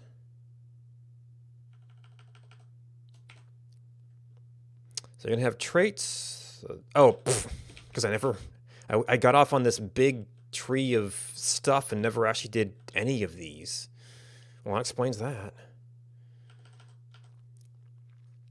So if it's a one of, well, we then, and I see we have this gods in group. We actually need to then translate this back to a boon type.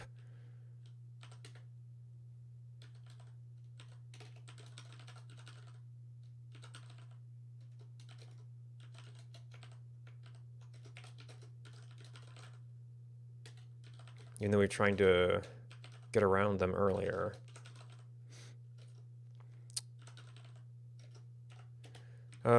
Case group of, so an empty translates to an unknown boon. A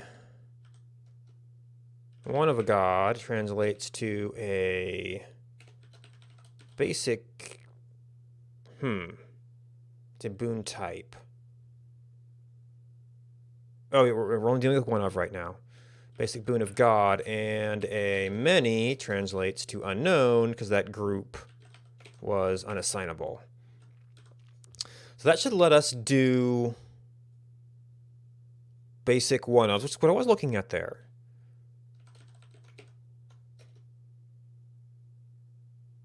Oh, I never called this.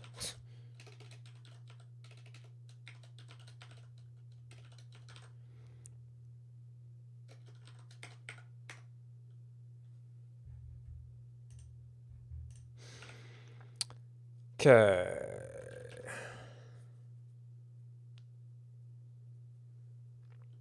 Oh. What's a set trait ID? First argument. Oh, you need the traits. So that, I think, would let the basic Hermes stuff go. And it's just the duos we have to circle back on.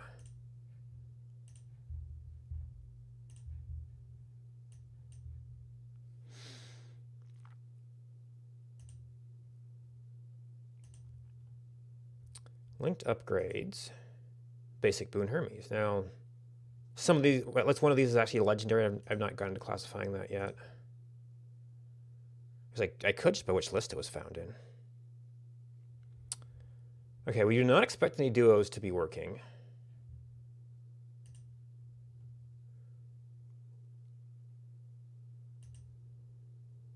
And maybe printing this out would be kind of handy. So basic traits, we expect those to be done.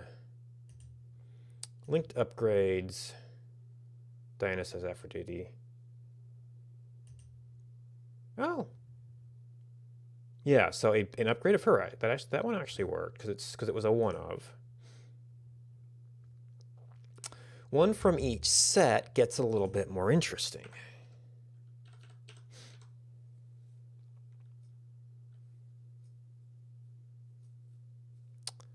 We have to go over each item in there.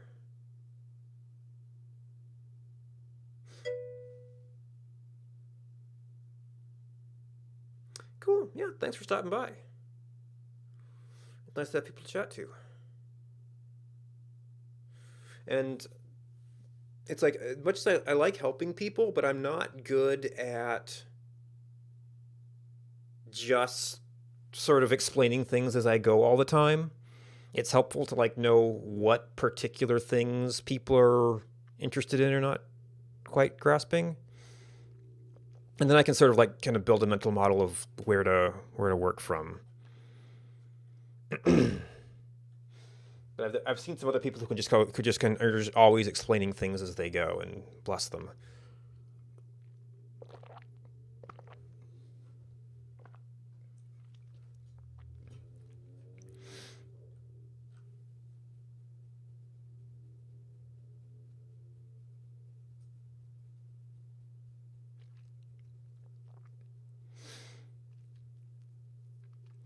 So we want to map each of those sets to a group.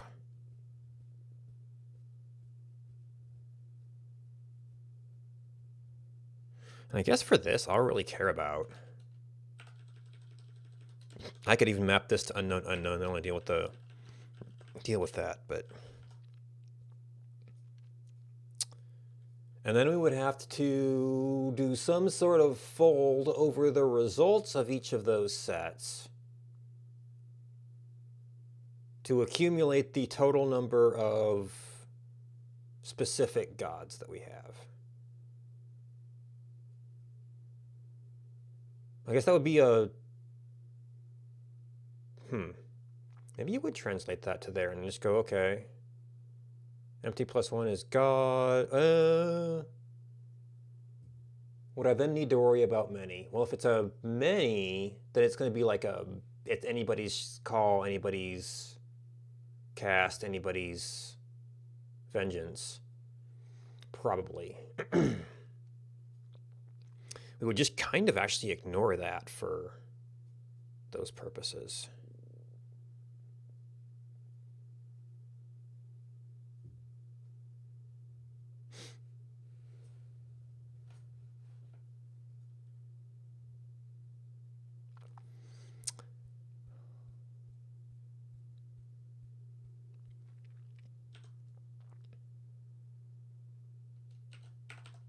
So you would be list.map.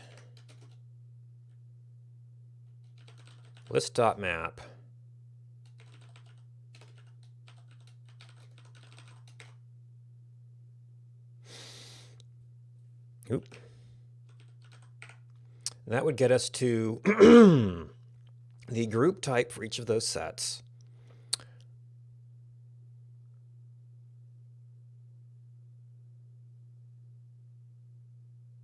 And I could almost just like throw out the empties and manys.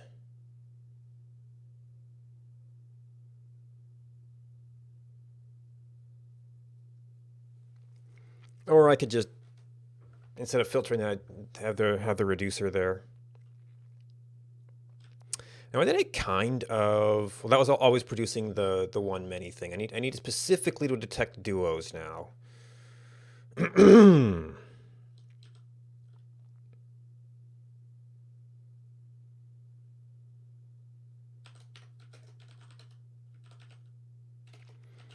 I never remember if fold L or fold R is more efficient, because it doesn't really matter.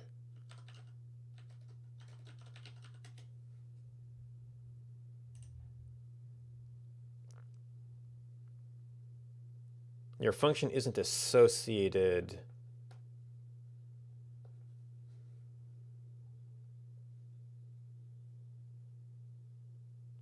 Folder is often more efficient. So if we don't care, use fold R. Which means this, I mean, we probably want to default to that. All right, so function to be determined. Over the list of those things.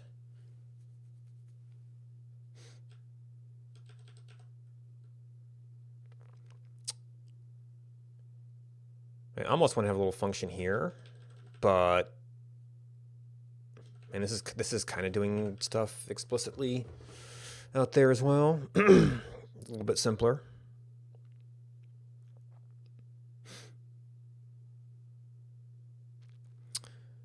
What are you?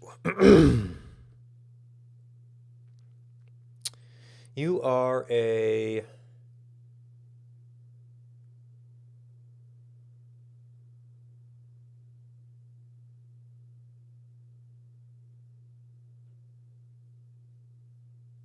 linked upgrade type detector.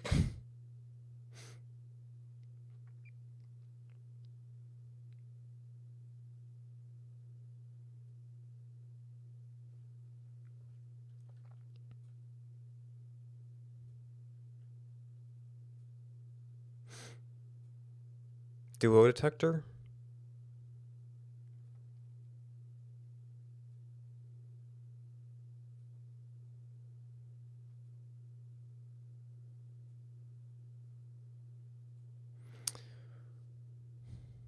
One from each set digest.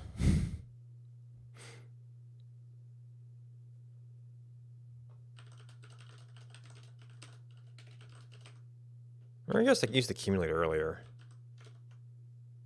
Accumulator.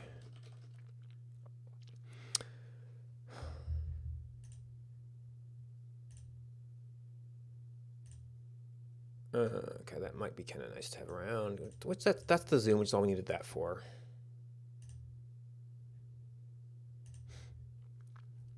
And folder wants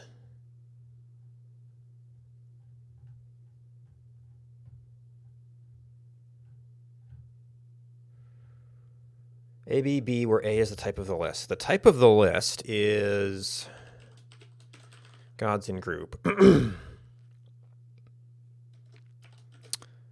We are ultimately producing a boon type. I'm not sure if I need an intermediate thing here.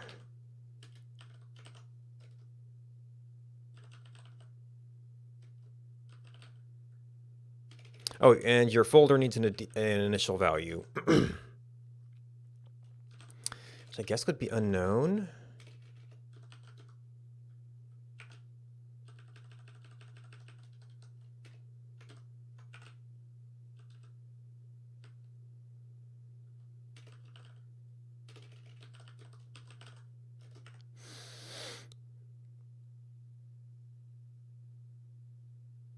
So group by group. This is going to look a little bit, maybe a little bit like this. But we're kind of going the other way.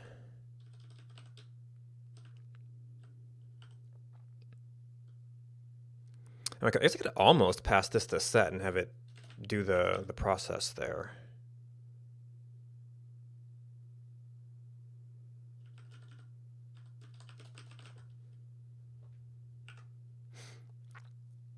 All right, so our logic might be a little bit different though, because like basically empty and many we just throw out. They're not interesting to us here.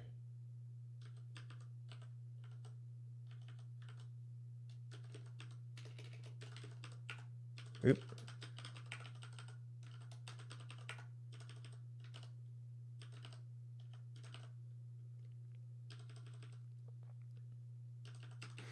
So that takes that out. If the current boon type, well, that only leaves ones on that side. Now, I guess that would, in fact, digest to a 1.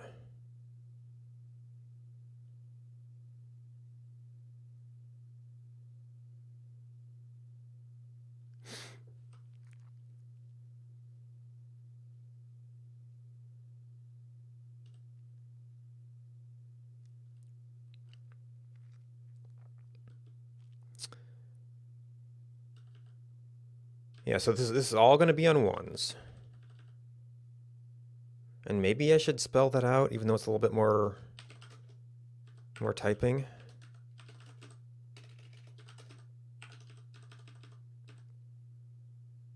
It's not necessarily wild card. Well, we know it's... So in that case...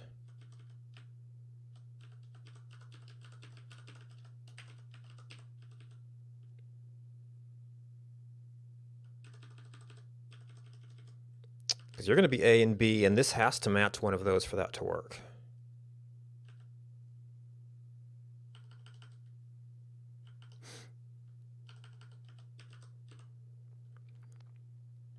Oh no, this is producing... Wait, no, this is producing... These are don't cares in that regard.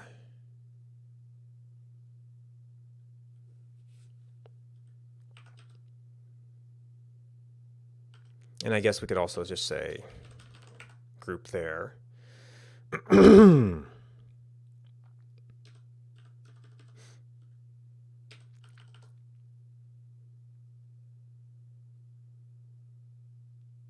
Although, I guess this is clearer if you're looking at the individual item.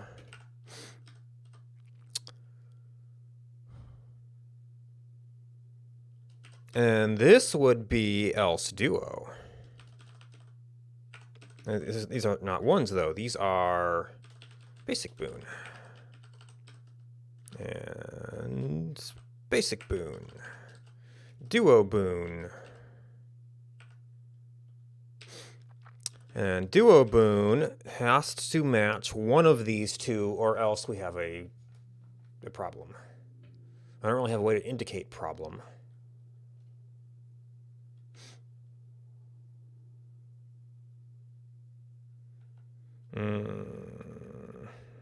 These are starting to get a little bit longer.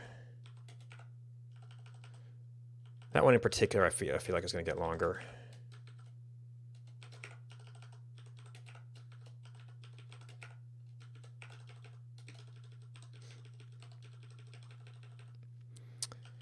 If A equals G or B equals G, then it can continue to be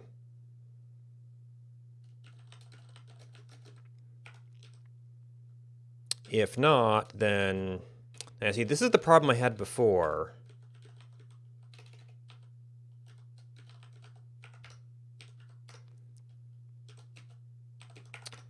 Where it could go unknown and then become something else, but I don't think any of the requirement lists are that long.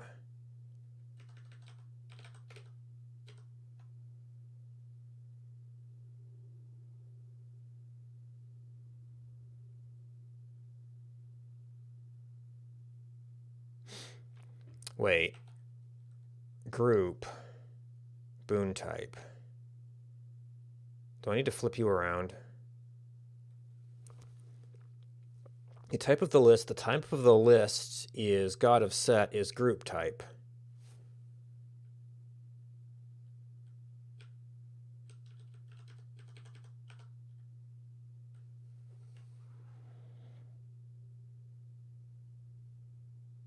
No, that's the starter for folder, not for that.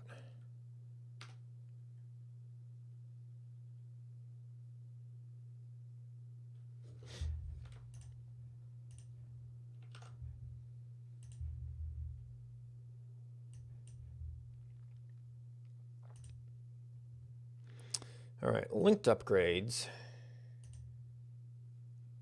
Duo boon.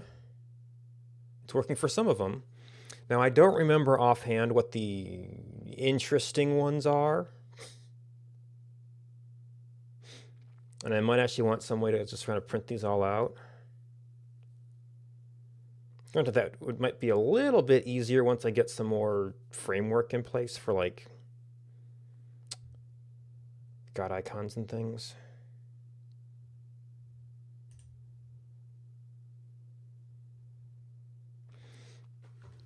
What are the interesting ones?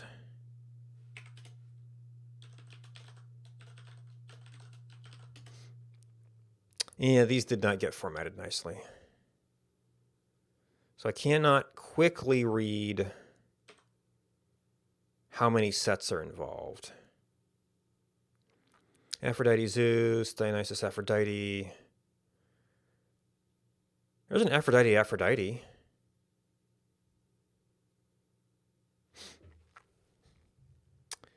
Charm trait. That's her legendary.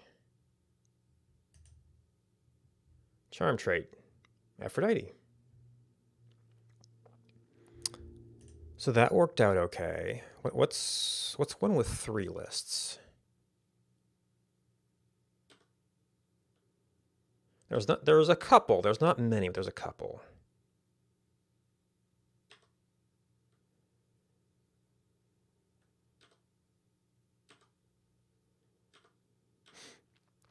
Like the Zeus Revenge. There's the Aphrodite Zeus that works on calls.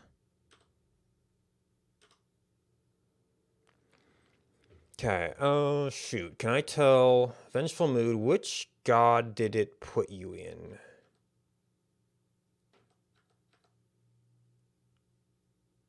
This is Revenge. It's under Ares.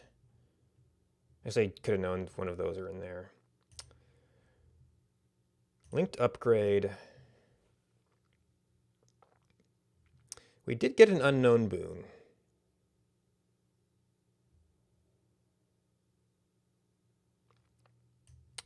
That might be... Oh, you depend on other things in the linked set, so you actually didn't get tagged. Actually, yeah, Vengeful Mood, I believe, is it. Yep, list 3. Okay, so that worked, but...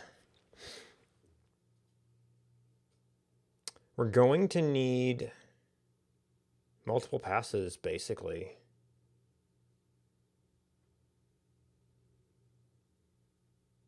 And we're going to have to consider the linked boons when... Actually, I think I am... I did put those lists together to search them. Would this be as simple as doing it twice? Which... I mean, maybe I could go through and say, okay, well, if it's unknown, then do all the work again.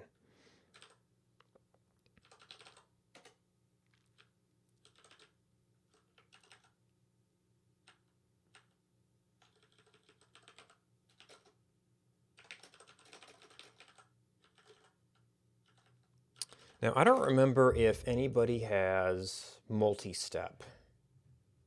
I closed the wiki, didn't I?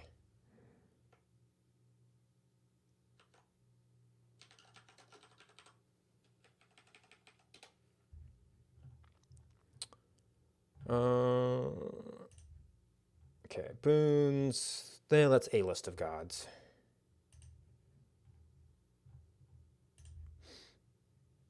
Okay, so basic, second level, third.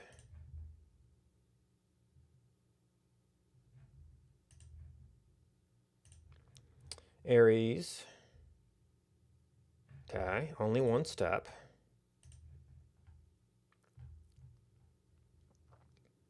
That... okay, yeah, that's 2 steps. To legendary. 1 step, 2 step. Yeah, chaos is different. 1 step, 2 step.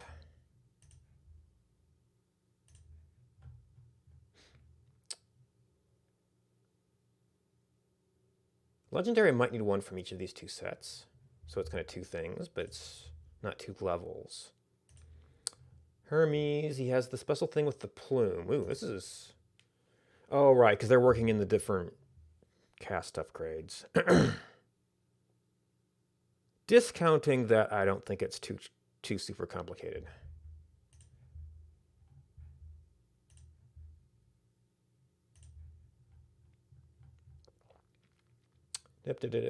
These are almost first level. But it's a 2 of. Which that's something I'm not really tracking right now. 1, 2. Okay, I don't think anything is going to take more passes than that.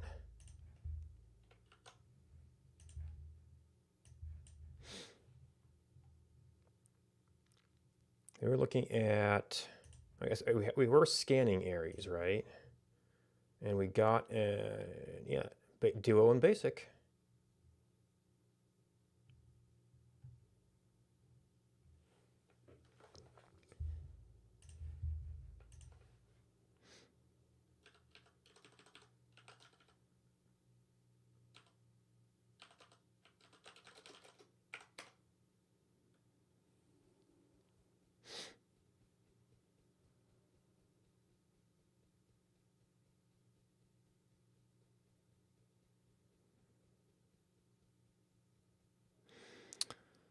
So if the speed of that is an issue,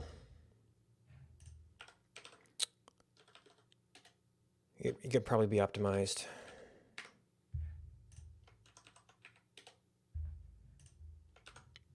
Right now, it doesn't seem too big of an issue. All right, so now we could go through and pull out like all the duo boons and iterate over those to try and draw something. Now,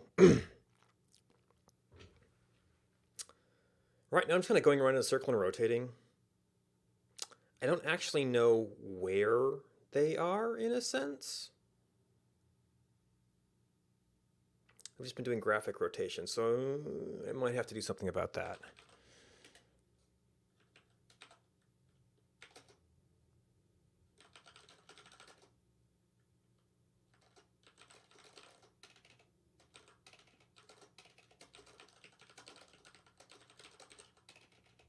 So I may have to calculate the positions and then just go draw that. And maybe the individual god thing is kind of rotated in position, but I may have to be doing the math, at which point I might actually need to bring in a... Maybe for that I would do want to have a matrix library, and then I can revisit some of the zoom scale stuff too.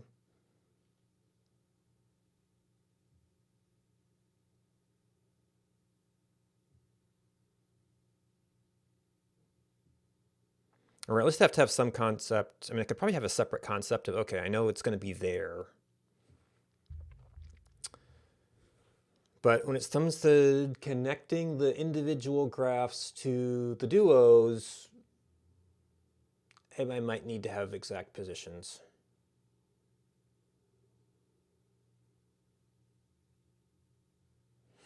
Actually, didn't collage have ways to do things? There's envelopes.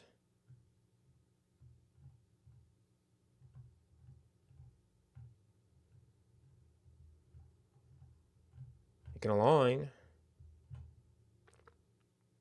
Calculate a point relative to the origin of the given collage. Now these are specific points, but you might be able to do some calculations from there.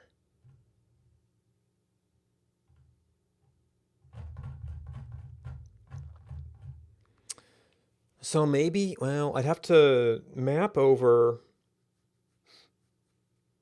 I guess before I stack all those collages, if I map over them and then like take that list and map the envelopes out or the origins out or something.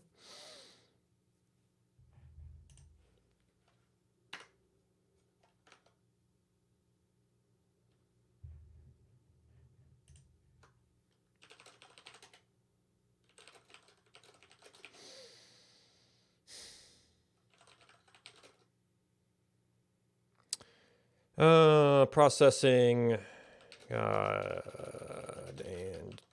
duo assignments.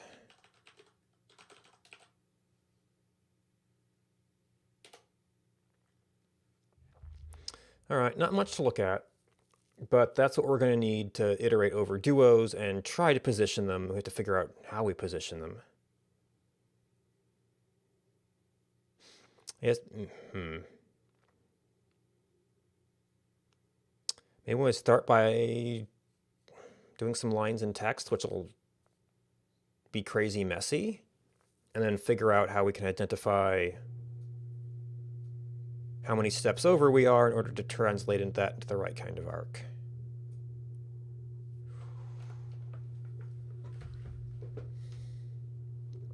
Yeah, I don't know what I'm going to do about the individual gods. I may have to see if there's a data format I can import from some sort of drawing program. Do I do my own custom layout program to position things? And I wouldn't mind doing mathematical precision. I guess for the kind of custom layout we're doing, if I could like do it in SVG and then read that somehow. Because I know Inkscape does the alignment grid lines. I don't know if you can do other kind of alignment lines, like some things I was doing on arcs and stuff.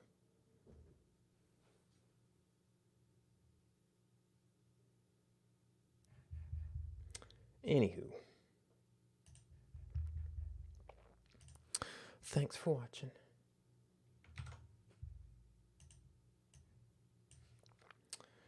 Thanks to Rainy for the sub, and all of the subscribers for their support. I suspect Rainy is actually streaming right now.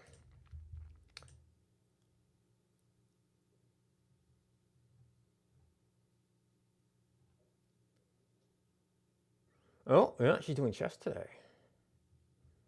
Well, that might actually be a little bit like coding. Do we have any other coding stuff going on?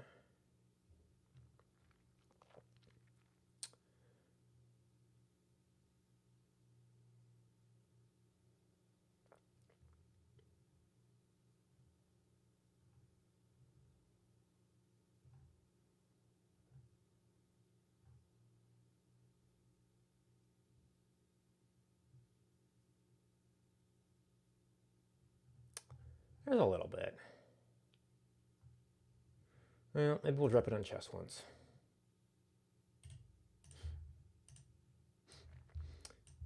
Either way, he's Feel like it's cool to hang out. Rainy Dash is, well, I think last time she streamed it, she said it was like her first like real chess game versus a computer. And so now she's been jumping into chess.com. Looking for someplace cool to hang out. Thanks for hanging out with me. Goodbye, and until next time.